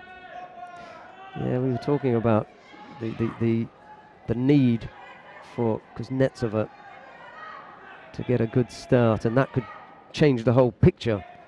Well, since then, Asia have just had the one win, that was Takato Naohisa. Beginning to look a bit ugly here. Abe really needs to take this if Asia are going to have any chance to make a good match of this. Van Emden defending against the attempted pickup from Abe. 2:20 odd left to go. 5-1 is the state of the match. No score in this particular contest. Van Emden looking to step in right-sided with Ochigari. She stays upright and comes back with the same effort, but with the Seoinage top. Abe able to block any kind of forward movement, and they go to ground. Where it's Abe who is looking for the turnover. But Minakawa calls mate, and they stand up with 2 minutes left to go.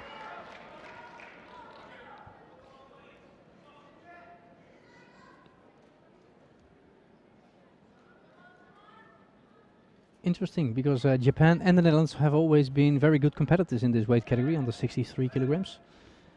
They won Olympic medals. Japan, gold medals even in this category. And also the Netherlands had world medals by both Van Emden and Elisabeth Willeboortse, who retired after the Olympic Games. So it's now the chance for Van Emden to make the qualifying rounds for Rio 2016.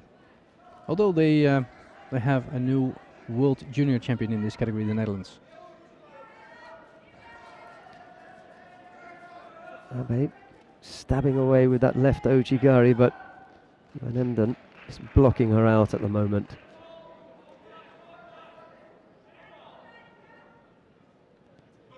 A little bit too defensive, and Van Emden picks up a penalty. Both fighters have just picked up the one. A little over a minute left to go. There goes Van Emden right-sided, but Abe steps off that fairly easily. Looking for a turnover now. Just got to take the left leg out. There it comes. Saikomi. That was what Hashimoto Yuki failed to do against Kitsu. Unable to get the left leg out. Abe, however, gave a really good example of exactly how to work that turnover and then get the leg out. Really important that the Asians won that particular contest, because we're going to take a break now for 3 minutes. We'll come back with 7 more contests. The score stands 5-2 at the moment. Abe having just defeated Annika van Emden. Hans. And it's good for the match, because 6-1 would have been too much, a big gap. So 5-2 is a way better score also for the next events that we are going to watch. So an important victory for Abe. she took revenge of her lost bronze bout, and now she's leading 3-1 in head-to-heads.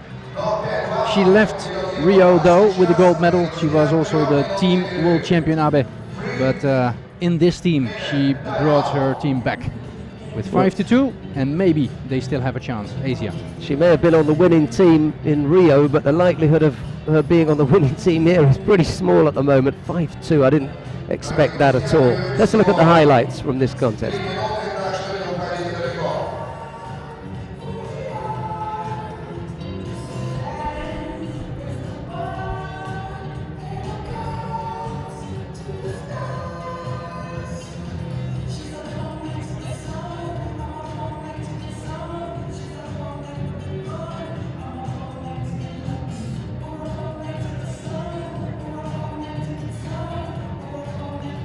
Alison Galstian taking the time to have a chat with Ezio Gamba during the half time.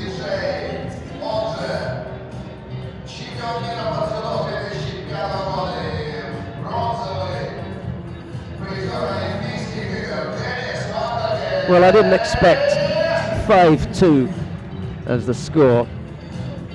Kuznetsova really did a good job on Munkbat,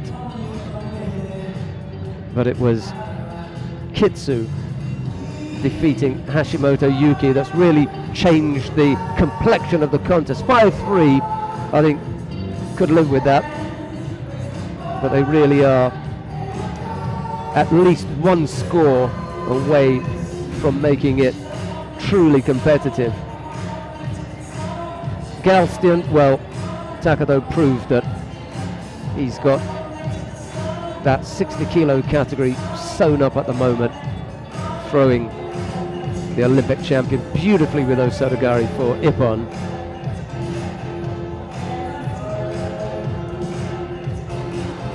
And it was Kitsu coming up with a neat score, and that was enough to see off the challenge of Hashimoto Yuki. Never really got going, the Japanese. Zantaraya waited until the death to throw Mukhanov for Ippon beautifully as well. Must have just been a few seconds left on the clock when Zantaraya came up with that technique, and then it was Telmo Montero who strangled Dortzer and Sumiya unconscious, just out for a couple of seconds. Nice quick execution of that shimiwaza, and then we saw a great little battle between Hashbata Saganbata and Dex Elmont. Elmont came up with a Yuko, and that was enough to take the win. It's that left-sided Ojigari that brought Hashbata down onto his backside and then onto his side, and that was enough. And then in the final contest in the first half, Anneke van Emden of the Netherlands, representing Europe, managed to keep Abe out for most of the contest, and then Abe Kana executed a beautiful turnover into Osaikomi for Ippon. 5-2 then is the state of the match at the moment. We've got another 7 contests to bring you. Europe 3 wins away from taking the match. Coming up next, Aftandil Chirikishvili, the Georgian and the white judogi representing Europe, and he faces Yakio Imamov of Uzbekistan in the blue judogi representing Asia.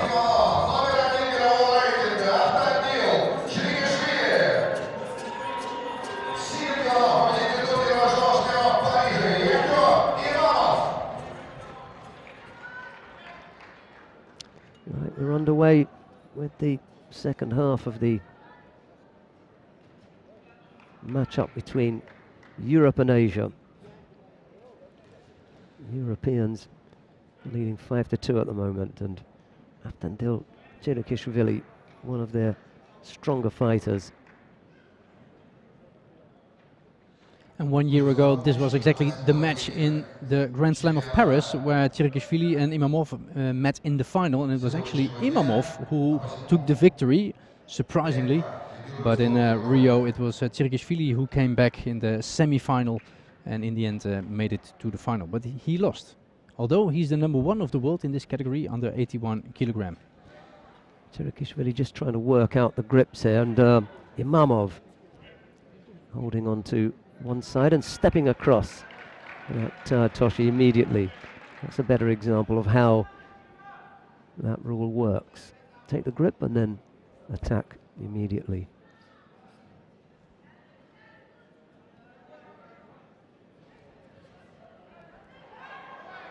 Get too high up with that Makikomi, not going to catch Chirikishvili there. The Georgian managing to block that.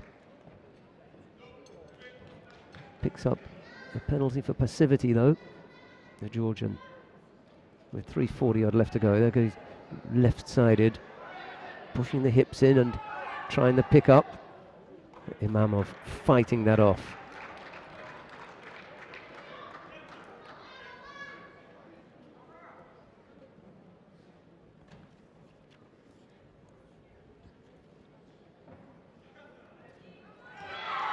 Coming back right-sided with that Toshi again, Imamov. Didn't have the right grip, though.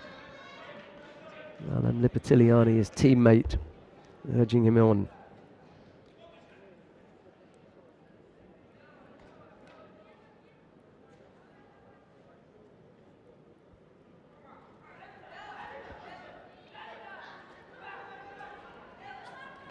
Oh yes, nice Ashiwaza. He came out of that hip technique attempt, came up with a nice score. Yuko for Imamov. Nice turn, good use of the hands in here. Seizes opportunity. And Chirikishvili goes over for Yuko, so it's Imamov leading here. Same again, Kosodogaki this time. Chirikishvili fights that off.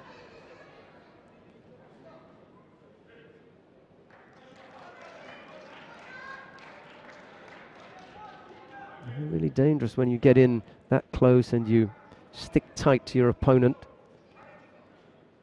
Always the chance of getting countered.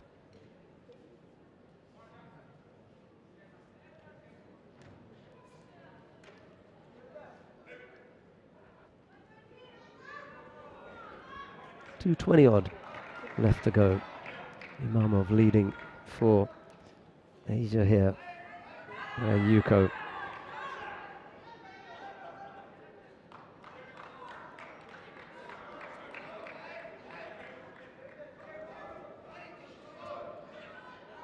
Here comes Chirikishvili again. Imamov is going to be penalized here for ducking his head underneath.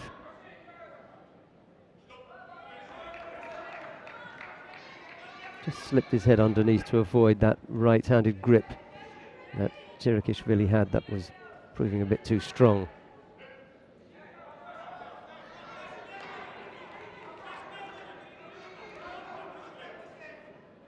More advice from Lepatiliani. Georgians,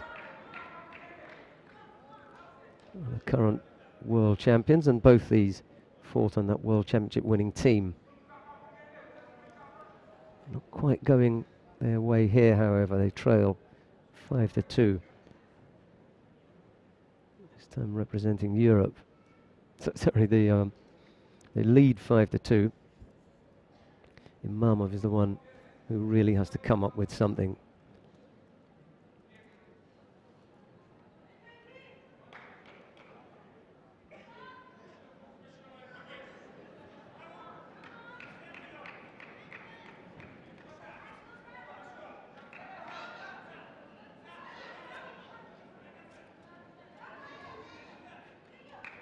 Good pressure from Chirikishvili. Still a ECCO to Imamov. That's the difference between the pair at the moment. Almost stepped onto that. This is where you have to be so careful. You're trailing. You tend to want to push hard. Your opponent knows that. Just waiting for the opportunity to launch a counter to anything that you've got to offer up.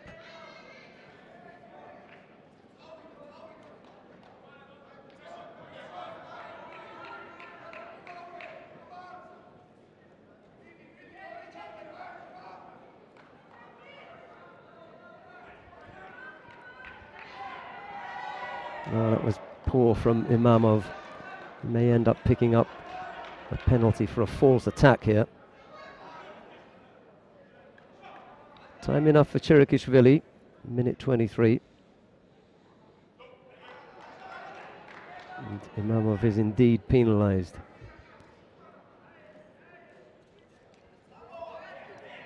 Chirikishvili attempting that left ojigari, and then he tries to switch the direction and come up with a Yoko Sutemi was it, but that fails. Imamov wise to that particular effort.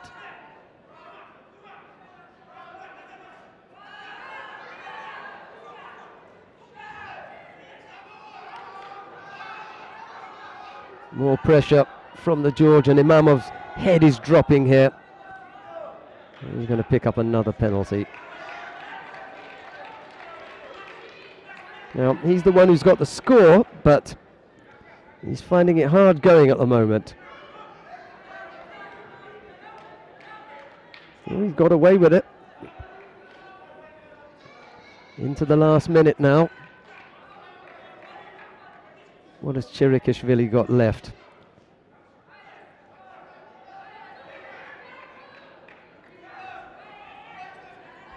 He slipped him again. 30-odd seconds. Imamov has got to be really clever in the grips here. He can burn one more penalty. What he can't afford to do is to be scored on. Any score now for Chirikishvili would win it for the Georgian. Well, Chirikishvili holds his hands out as if to say, come on, you know, that's a false attack, but actually Chirikishvili had to defend it. So he won't be penalised for that. Last 20 seconds, here he goes again. He almost catches him. 14 seconds left to go. Both fighters really tired here. But it's Chirikishvili who gets to his feet first. Imamov follows him. He's the one who leads by a ECCO. Last few seconds. Comes up with a right-sided Seoinage attempt. It's not a strong one. And now Imamov picks up a penalty for that false attack. And he walks onto it, does Chirikishvili, exactly like we were talking about. That you want to come forward so much, your opponent senses that, and over Chirikishvili goes.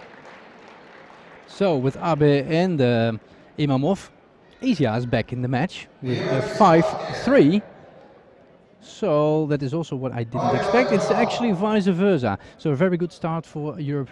And now Asia is coming back by Abe and Imamov. And it can happen all of a sudden. And in the last 3 seconds, it was Imamov to strike one more time, just like last year in Paris. Well, as Hans has just said, 6-3. So 5-3, 5-3. That would have been par for the course, not necessarily the fighters that we thought. Score beginning to look a little bit better, and there goes Chirikishvili. Just look at Chirikishvili's initial landing there, bang.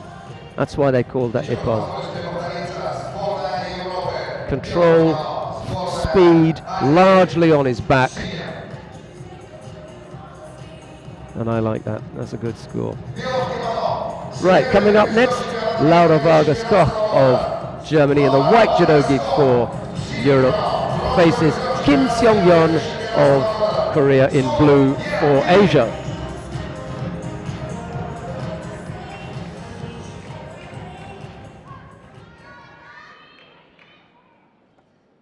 Five to 3, the Europeans leading here. Kim looking to go left-sided, but Vargas Koch just stepped to her left side and avoided that. Now looking to turn her opponent over. Good defense from the Korean Kim, blocking that attempt by Vargas Koch. And they know each other from the World Championships in Rio, where they've met in the semi-final, where Kim actually was defeated by Laura Vargas Koch, and Koch made it to the final. She lost. However, Vargas Koch is the number 3 of the world ranking and very strong and still young. Kim did defeat Kim Polling at the World Championships, although the number 1 of the world ranking was not completely fit, recovering from a knee injury. So that was a surprise. Polling ended with bronze, but it was actually Vargas Koch who we gave the best chances actually for the world title. She was close, but in the end she didn't make it and lost that final against Yuri Alvear of Colombia. There's a bit of work there by Kim, just forcing Vargas Koch on the defensive. Right leg going around the back, trying to sweep Vargas Koch.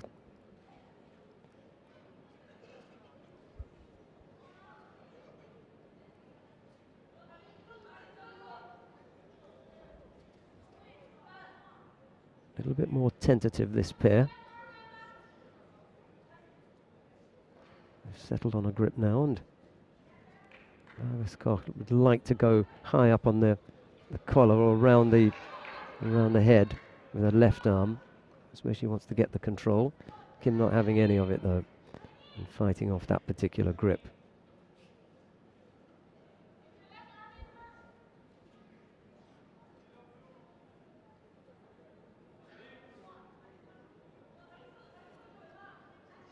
Neither fighter coming up with anything there, and the referee's going to penalise both fighters for negative gripping. You could see when they got hold there, they just stalled and they weren't going anywhere.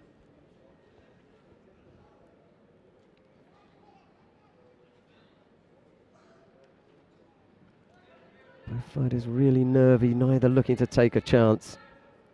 Someone's going to have to open up. Kim picks up a penalty for a gripping infringement. Vargas Koch immediately on the attack and almost getting countered. Just push that left leg in there with a slightly weak effort, and Kim almost countered her.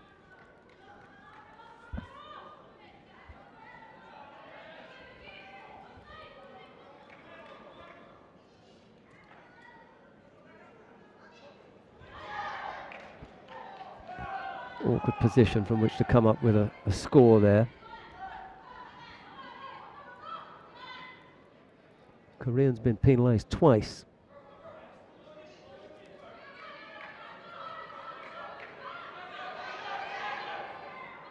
Couldn't come up with a counter when the leg came down after that Uchimata effort from Vargas Koch, and that was also weak and a little bit too far away from Kim.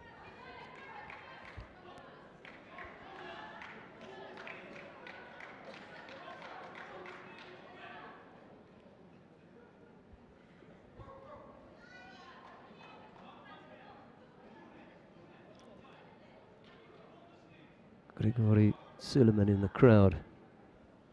Just trying to think who it was that we saw earlier on, the under 66 kilo category player from Russia. We saw Magushkov, he's up there as well. Good crowd in here. A little bit nervous now because Asia have closed that gap. 5-3 the score is. Here comes Laura Vargas Koch again with the Uchimata attempt. Kim blocking it at the moment.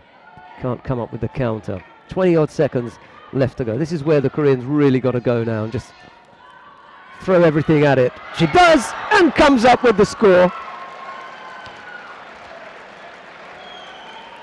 And we saw the Asian team jumping up because of this 5-4. They're complaining, but we're going to have to see the replay here to see what happens. Let's see what will happen.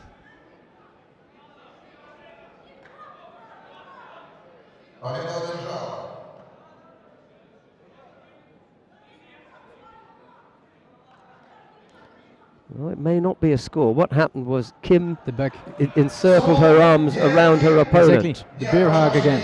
So there was no score there. Unfortunately for the Asians who jumped up and saw some chances. Now it's up to Laura Vargas-Koch to see if she's really stronger than Kim. She ended up picking up a penalty for her pains as well. That was really rubbing salt into the wounds. Not only did she end up throwing her, but that was cancelled and picked up a penalty. Well, we haven't seen a replay of that. Vargas-Koch is delighted with the result, not necessarily the performance though.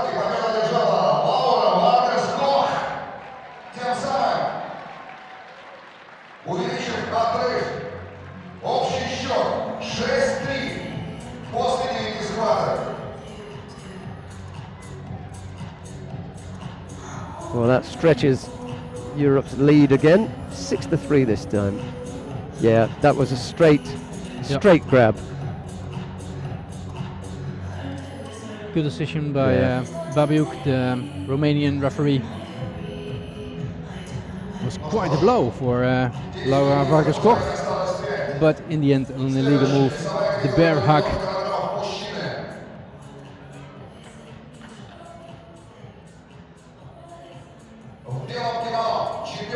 So 6-3 for Team Europe. Coming up next, Varlam Lepetiliani of Georgia in the white judogi for Europe faces Lee Kyu-won of Korea in blue for Asia.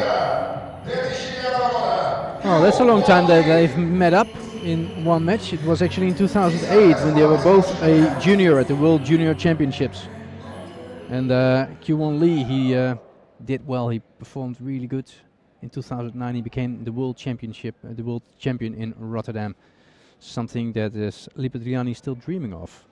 He's the number 2 of the World Championships and the former European champion. He's picked up a lot of silver medals, I should say, really honestly. One of the most dangerous fighters in the 90 kilo category, Lepetiliani.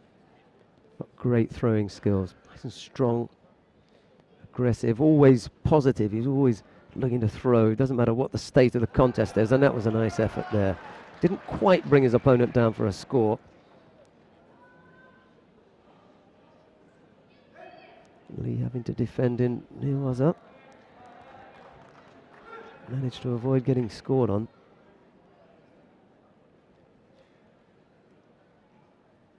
That's not a big man's throw, really, but Lepetiliani does execute it well. On that occasion, just missed out. Fighting a high quality opponent as well.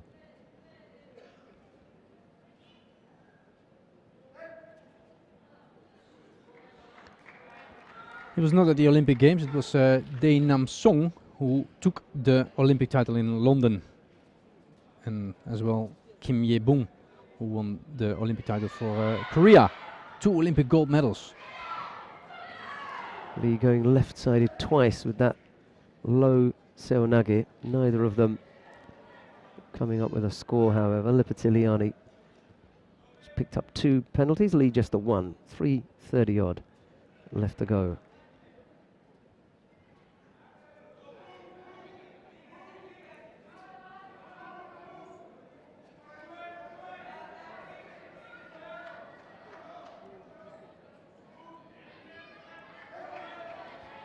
Just off the pace a little bit, this pair, not really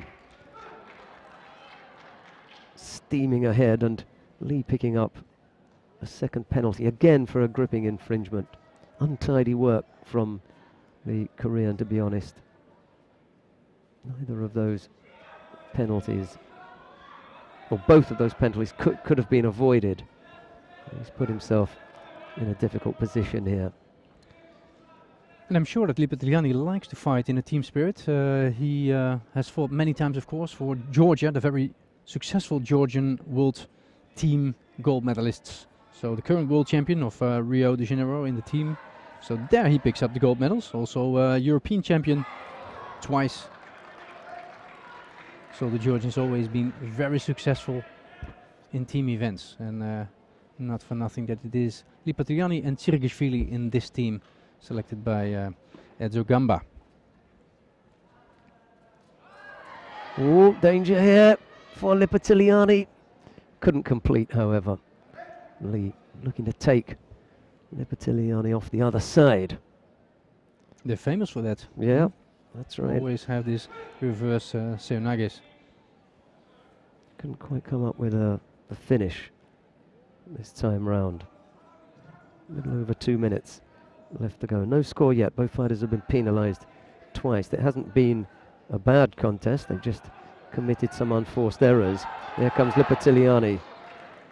That Richimata Makikomi type throw that he's got.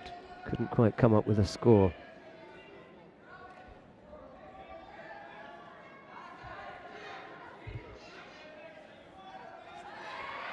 Lee with the seonagi attempt, Murate seonagi, but Lipatriani stepping over that.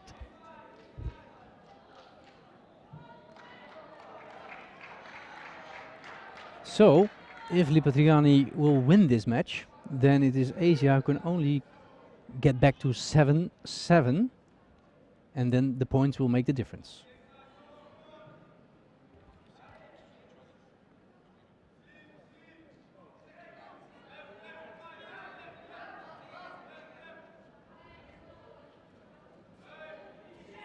There he goes again.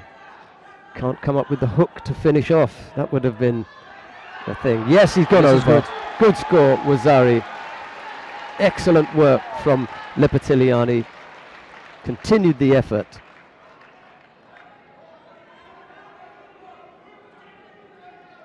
And now there's a little over a minute left to go. Lee hanging on there with the leg.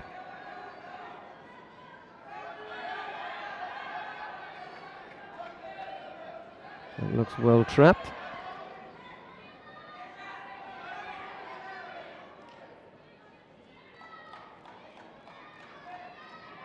And once Lipatriani got the leg freed, he had to lose the top half to get the leg out.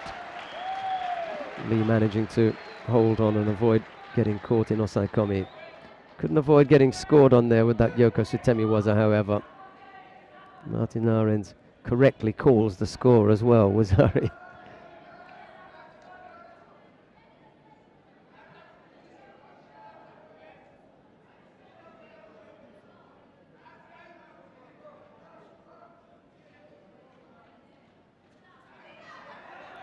Lee persisting with the low left-sided seonagi. He hasn't come up with a score from that yet.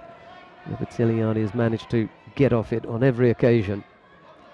And this one is going to go Lipatriani's way.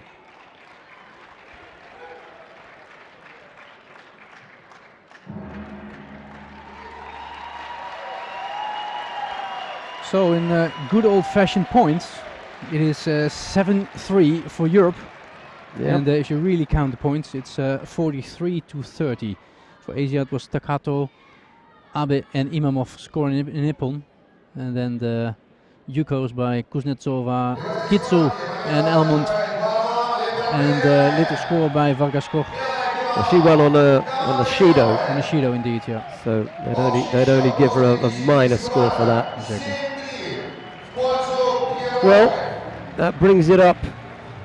Well, he had this feeling more often with the teams. Yeah. Well, from here on in, as Hans has said, Asia have got to win everything just to stay in the match. Let's have a look at the highlights of the Lipatriani-Lee contest.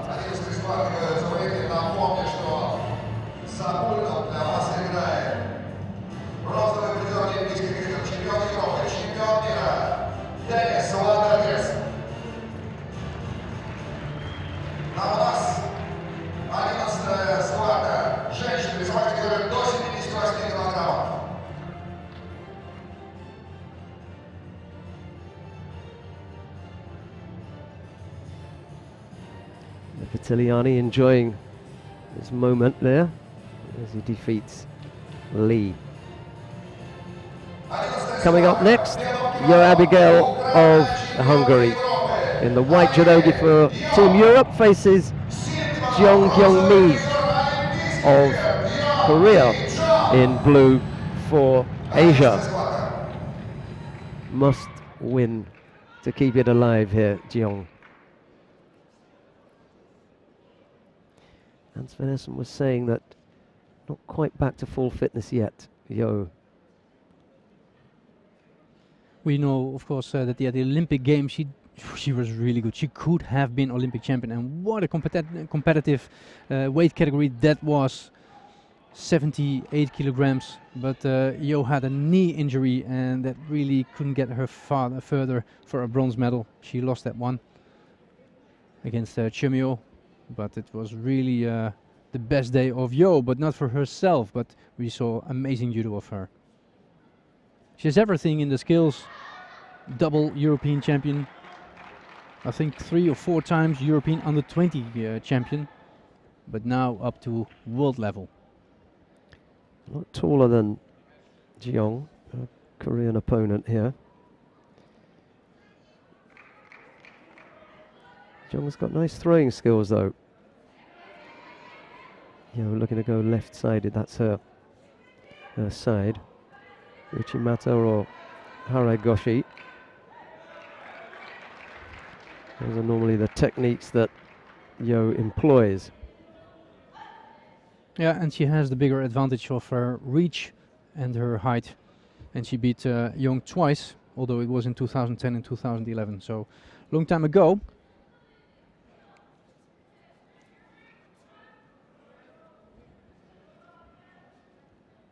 Yeah, Jeong's an awkward fighter because a lot of the fighters at under 78 kilos are of the Yo kind of stature. Jeong is a bit of a throwback to a time before when they were shorter and stockier. Most of the fighters in that category now are tall and leggy. Or certainly taller than Jeong.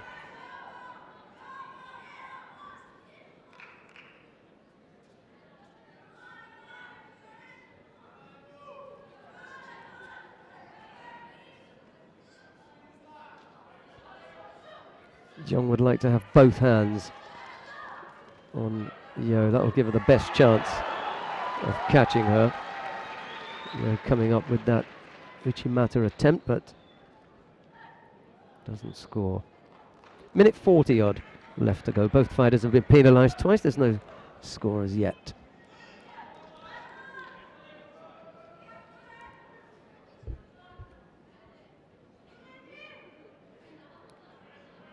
Jeong's going to have to get going here because her team's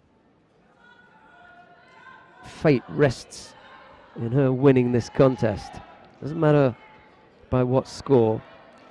You can deal with that later on, but must win this. Yo picks up another penalty. Only one of the contests has been won on a penalty. Everything else has been a positive score.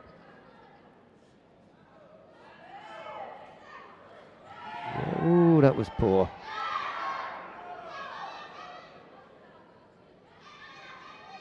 No chance of that being called a counter. Jeong managing to take Yo back and now looking to apply an arm lock, but Yo twisting out of that. It's the right leg. Jeong's right leg is trapped here, and that's making it awkward to control. She had the right leg over. That would have straightened Yo out and flattened her a bit, giving up the arm, but Yo managing to trap that leg and avoid giving up the arm.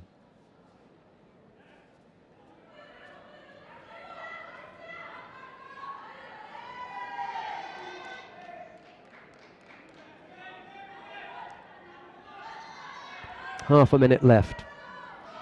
3 penalties for Yo though. That's the problem. And the Asians can use a victory. I'm watching the Asian athletes on the bench. And they're not looking so happy. So Temiwaza attempted by Jeong. It was enough. Excitement near the tatami. Here we see 10 them. seconds left to go. Here comes Yo, big left arm, trying to throw that over the top and use that as leverage for the long legs. But it's the shorter Jeong who stabs in one last attack. And on the back of the 3 penalties given up by Yo, it's Jeong for Asia who takes that particular contest. Well done. So it makes it 7-4. However, in terms of points, it wouldn't make a big difference, although they had 3 ippons by Takato, Abe and Imamov.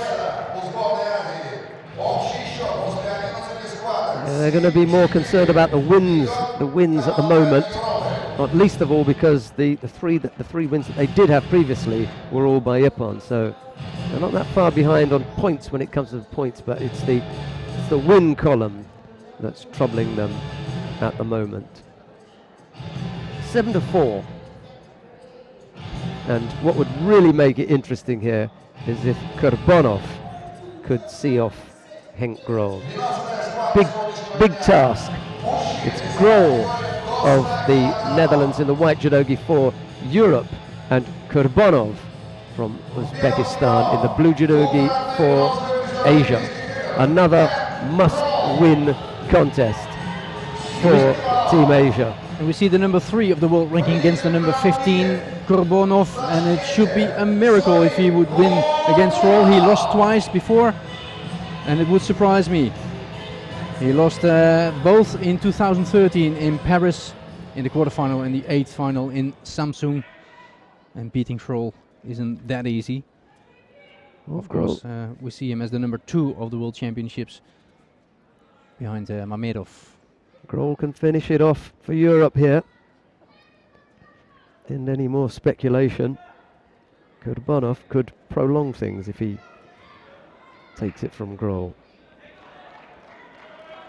Kurbonov is quite a steady judoka. He doesn't make many mistakes, although in the kumikata I think that Grol can make a difference. That's what I've heard of his coach Maarten Arends yesterday. Here, especially in this kumikata. Now he's got the control. I think he's quite fit, Grol. Maybe that is the news. But let's see what is the news, if he can make the 8-4 for Europe. The decision-making fight. Just picked up a penalty there for an overly defensive grip. And as Hans van Essen has just said, it's the superior gripping skills of Grol that are just proving a little bit problematic for Kurbonov at the moment. Down by a single Shido. Grol looking to go over on the right side there, but didn't have the best of grips. He couldn't come up with a strong enough technique.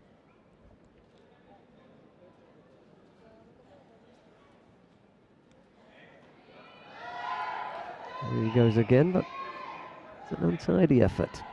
Really not going to get anywhere with that one hand. Kurbonov picks up a penalty for passivity this time.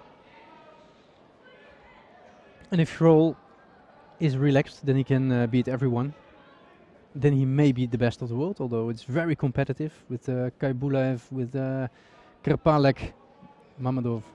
So it's a very competitive weight category. Denis Lavrentiev was the Russian that we saw earlier. Yeah, I thought it was Denis, but there are more Denis guys in Russia. Lavrentiev. Yeah. Also Yartsev, Denis. Yeah. I doubt it a bit, but very good. One of the Yartsev brothers, Denis. Yeah. Good pair of fighters.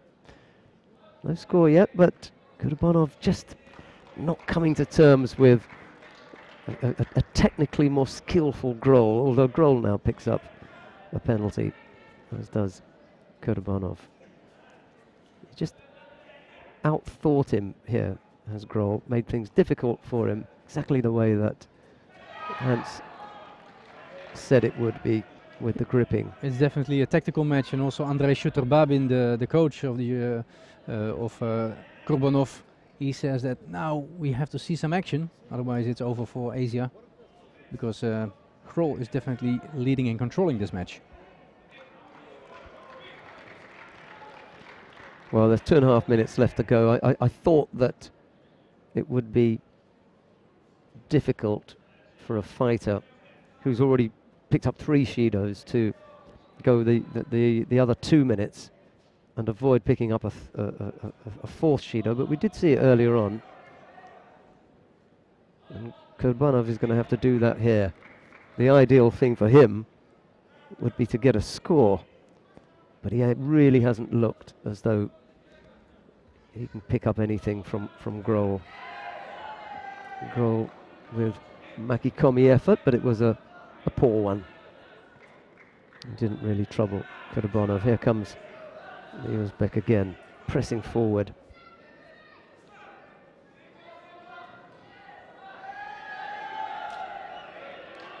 And that's another untidy effort from Grohl.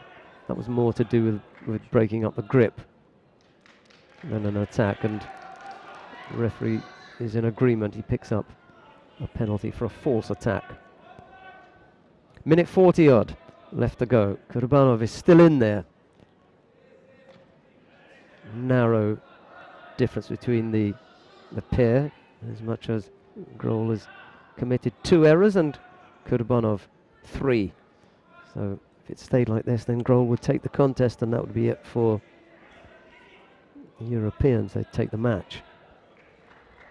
Another strong grip from Grohl, controlling Kurbanov, and Kurbanov has really got to get some attacks in here. Tries to go right-sided, but Grohl is up to defending that. A slightly better effort. Put Grohl under some pressure.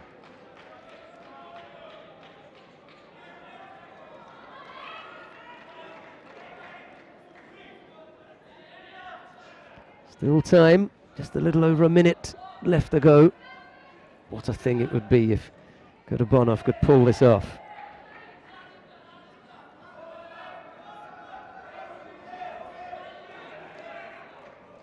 Grohl again just controlling things. Ouchigari from Kurbanov. But Grohl steps off that. Stays nice and upright. And then he comes in with his own attack. Right-sided Uchimata, but not strong enough to bring Kurbanov down for a score.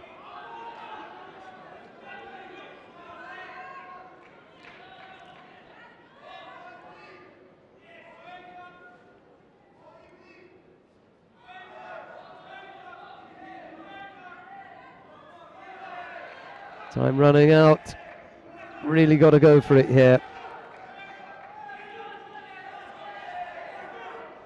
Palavda and Michalin would like to see Grohl finish it. Lee and Krakovetsky would just like to be given a chance.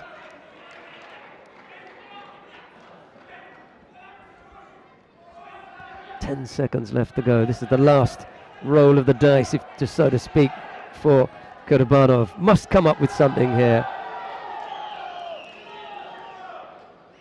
Didn't get called, and that was it. Well, it's the Europeans who are going to take the match. Grohl winning that contest there on the back of the 3 penalties given up by Kurbanov.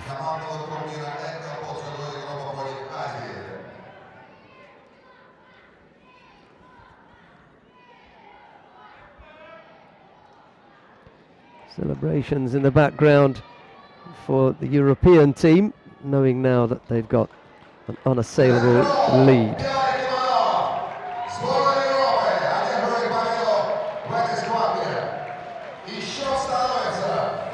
8-4 now.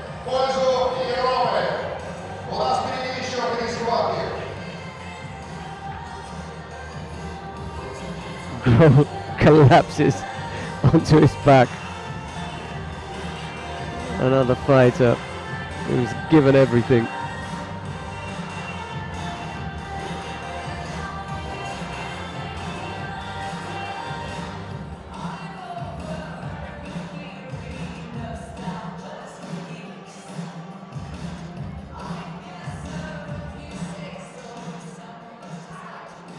Grohl did just enough to edge past. As mentioned, it was a technical match indeed of Henk Grohl. Coming up next, the plus 78 kilo category contest. Lucia Polavda of Slovenia in the white judo gi for Europe, and Lee Jung-un of Korea in blue for Asia.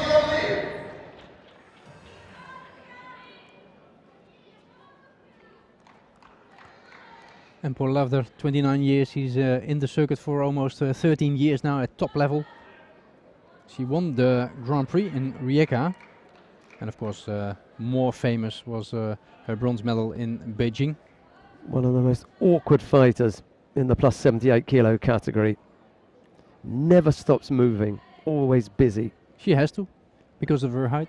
Makes it very difficult for her opponents, who tend to be at a completely different pace.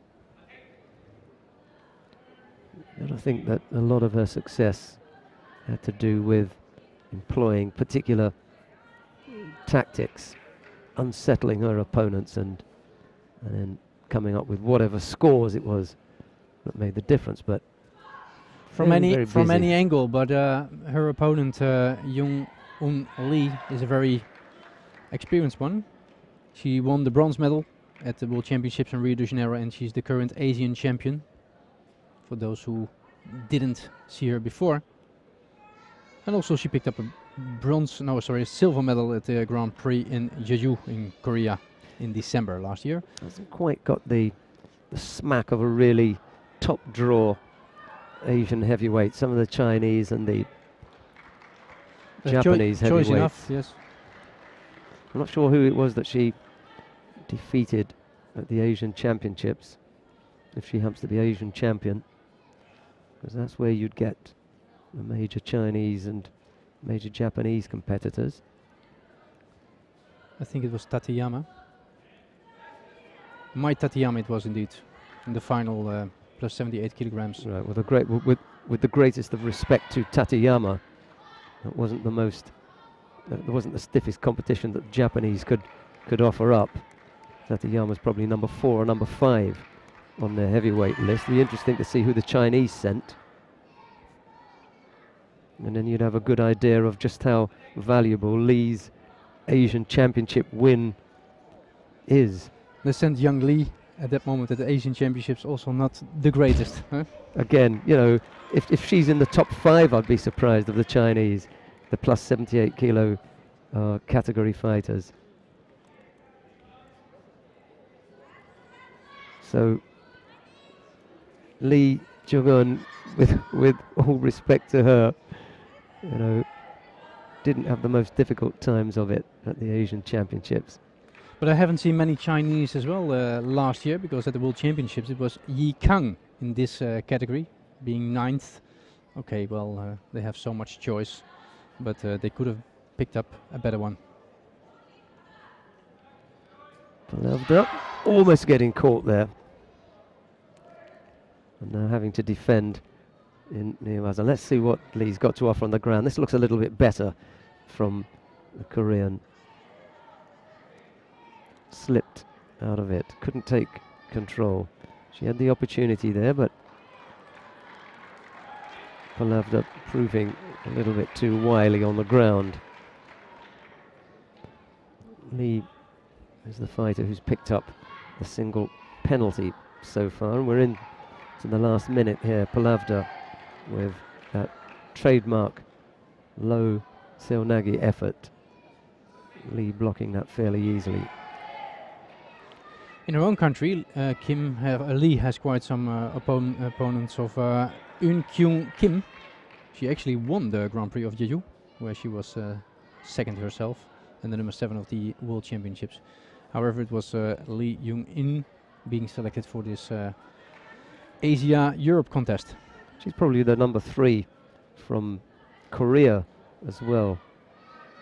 Kim Na-young is probably the number 1 in Korea. She's the most difficult of the heavyweight Koreans.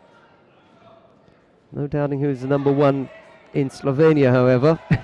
No doubt about it. Palavda, For years. you know,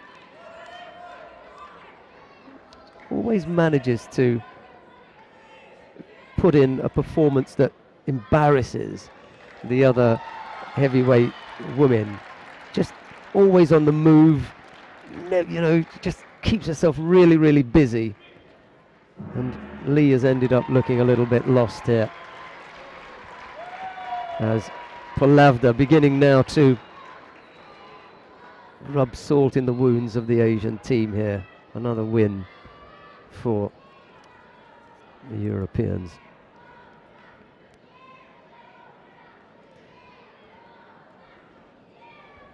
(9-4) the state of the match at the moment. We've got one more contest to come, but it's Palavda of Europe who takes it from Lee Tyumen of Asia. Okay, let's have a look at some of the highlights from this contest.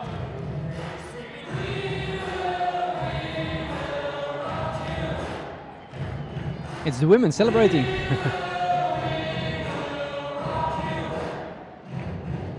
Again, it was a tactical match.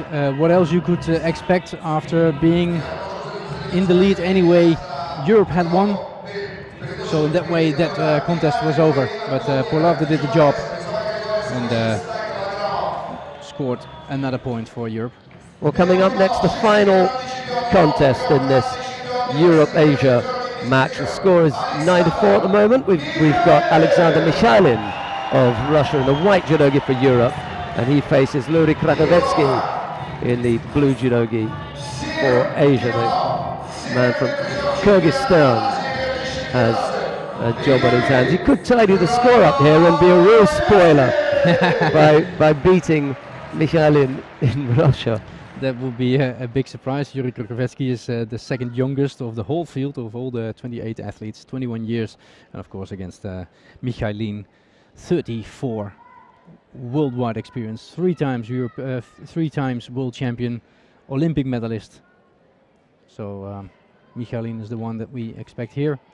Let's see how Mikhailin deals with this particular prospect. He's got no worries about the state of the match. Of course, he'll want to win the contest, but he doesn't have to worry about the match. That's already in the bag, and he would really want to put down a marker in a way and just let the youngster know where he is. Krakovetsky, he looks a bit unsure of the way he behaves behind, actually, or outside of the mat. And I can imagine, well, if you're 21 years and invited for such a challenge, but he can sure throw, and he picked up some international medals, for instance in Almaty at the Grand Prix last year, and the Grand Slam in Moscow, where he also was bronze medalist. He's the number 2 of the Asian Championships in Bangkok in 2013. Both fighters have picked up a penalty apiece. There's a little under 4 minutes left to go. I'd like to see this warm up, and no doubt the crowd would like to see it end with a big score. It's all mostly Russian fans in here anyway, so Mikhailin could be a real crowd pleaser if he manages to put away Krakovetsky with some degree of style. Well, it's Krakovetsky who gives it a little bit of a go there, just shaping. That's nice. With some ashiwaza. Also for him it's a good opportunity to fight Mikhailin. I mentioned earlier on what he has achieved in his career. Mikhailin, he was the number 5 of the Rio World Championships, and in the end he went home with a medal in the team championship, so he knows what it is to fight in team events, and he likes it. Well, our DJ fought him a few years ago. Yeah, Dennis van der Geest, who's doing our DJ work for us. He fought him at the World Team Championships in Paris. And they had a real head-to-head there. That was a bang-em-up, smash-em-up contest. Oh, I think he fought him a number of times, almost 10 times, I'd say. Just wondering about in the team event. Yeah, absolutely. I can also imagine that there was a final in Maribor at the European Championships against Mikhailin. 2002, I think. Yep. when the brothers Van der Geest took the European team title. But in team contest it was only in European Cups, and it was equal. Michalin won one time against Van der Geest, and vice versa. All in 2006, a long time ago. Let's look at the youngster Krakovetsky, how he's doing against Michalin. Now in the lead, actually. He's standing up well, Krakovetsky.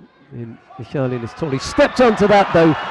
Just wonder if he loses control of him with the hands there. Krakovetsky is not happy about it.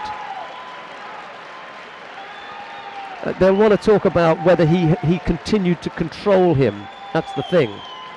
We know he's been thrown, no doubt about that. On the back. And we know he lands on his back. But there must be that element of control in there. He has such a reach with his left leg. The right leg too, but in this case the left one. No. It was Vasari. So what happens here is that Michalin will be given the score. What he won't get is the full score because there was an element missing.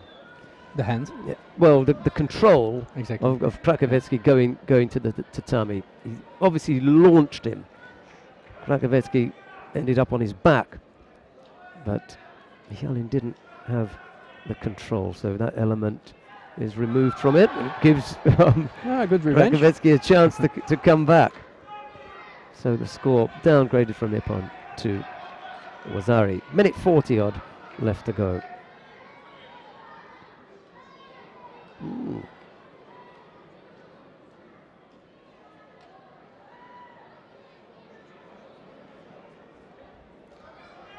Krakovetsky's a bit of a boy for a heavyweight. Nice little turn out of that. Not only was he thrown, but he had the presence of mind to turn his body away as he was going over. So Vasari is the score anyway. A little over a minute left to go. Krakovetsky has just had the one attempt at maybe Tanio Toshi that unsettled Michalin momentarily, but apart from that, it's been all Michalin.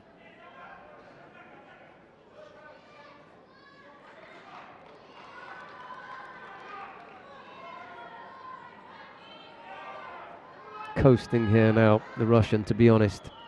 Just taking it easy. No troubles with the score in the match. 9-4. And leading by Vasari in this contest with half a minute left to go. Here comes Krakovetsky though. Credit to him for hanging in there, and he tries the Uchimata. Lost contact there. Second Vasari. Over. Yeah. Good counter from Michalin. Brings his man down for Vasari. Vasari Awazeti Pon. And Michalin it is. He takes that contest.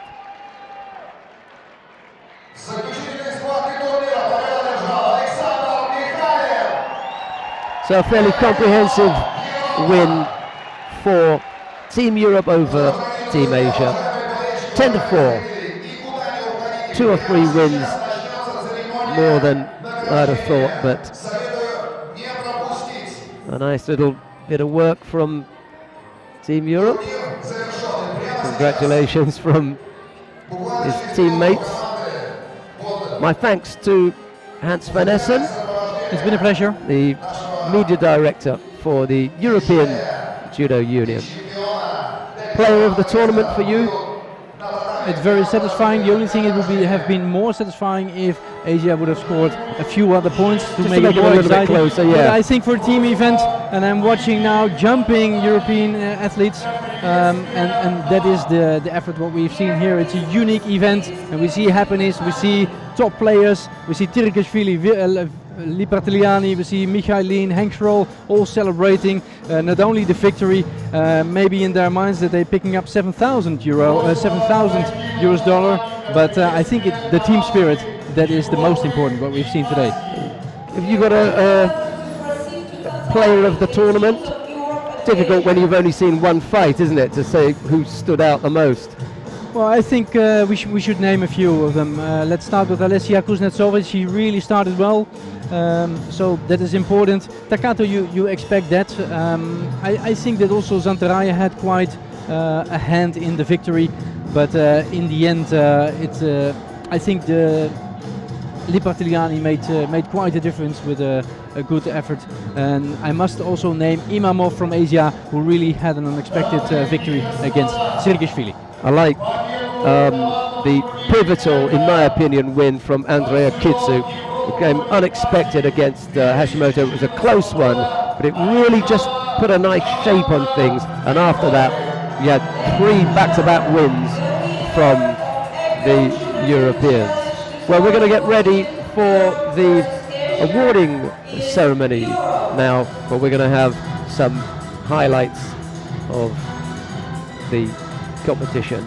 Stay with us and we'll bring you the awarding ceremony. Thanks again to Hans van Essen.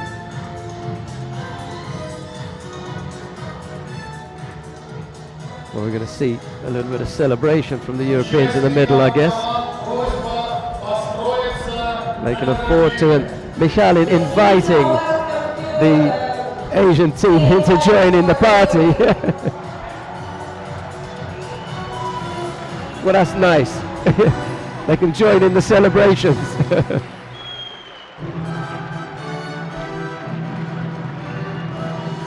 Lee Q1, the Korean who lost out to Lipartiliani there. Laura Vargas-Koch, Telma Montero, Michalin and Galstian in there with Lipartiliani.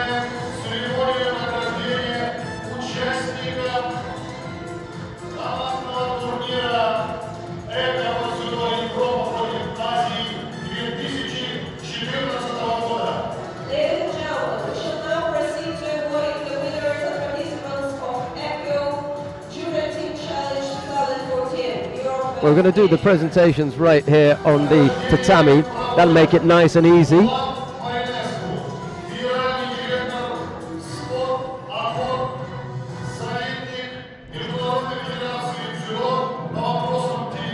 First presentations will be made by the General Director of Sport Accord, Mr. Vlad Marinescu, who's also Director of the Presidential Office of the International Judo Federation. He's accompanied by EJU Sport Director Alexander Nagibin.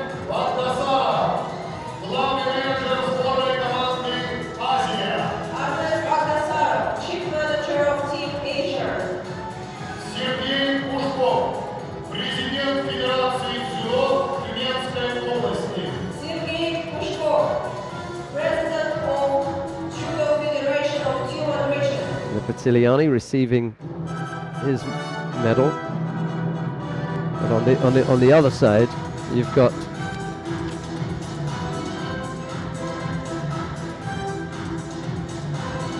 Sergei Kushkov presenting the medals.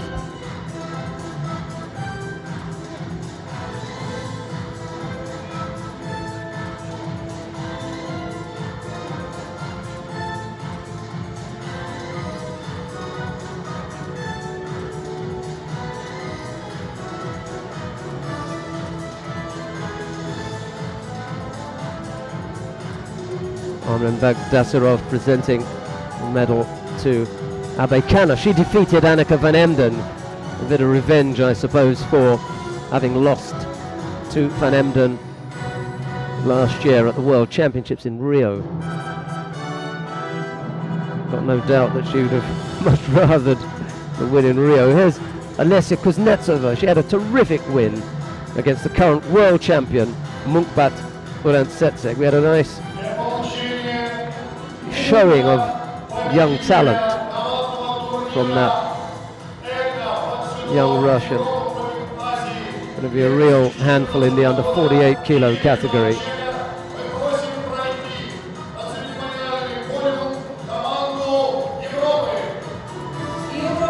Well, as Hans van Essen said earlier on, it's just a little bit of Asia getting shaded out. And here are some highlights from the earlier match.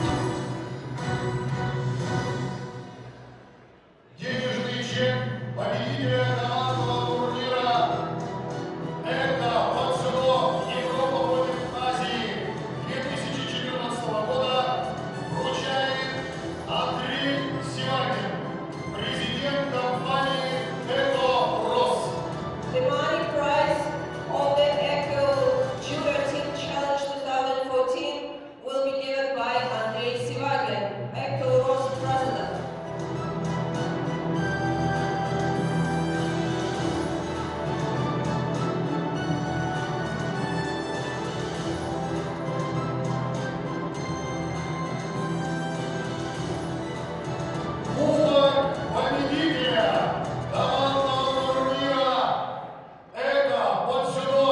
ECCO Gamba went up there to receive the winner's check, $100,000 US. The winner cup of ECCO Judo Team Challenge 2014. And now the presentation of the ECCO Challenge Cup, received by head coach ECCO Gamba, and now be shared around. Pexelmont takes it up first. And then Aftandil Chirikishvili.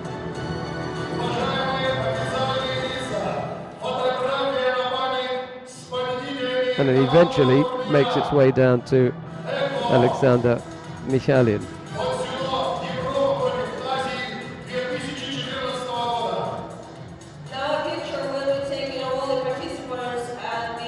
Thelma Montero gets her hands on the challenge card, as does Zantaray, and then Andrea Kitsu, Arsene Galstian, and then finally the tiny figure of Alessia Kuznetsova.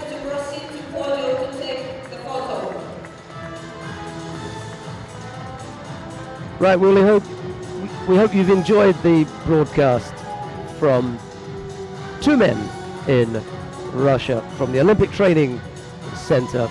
That's all the live action that we've got. 10-4 win for Europe over Asia.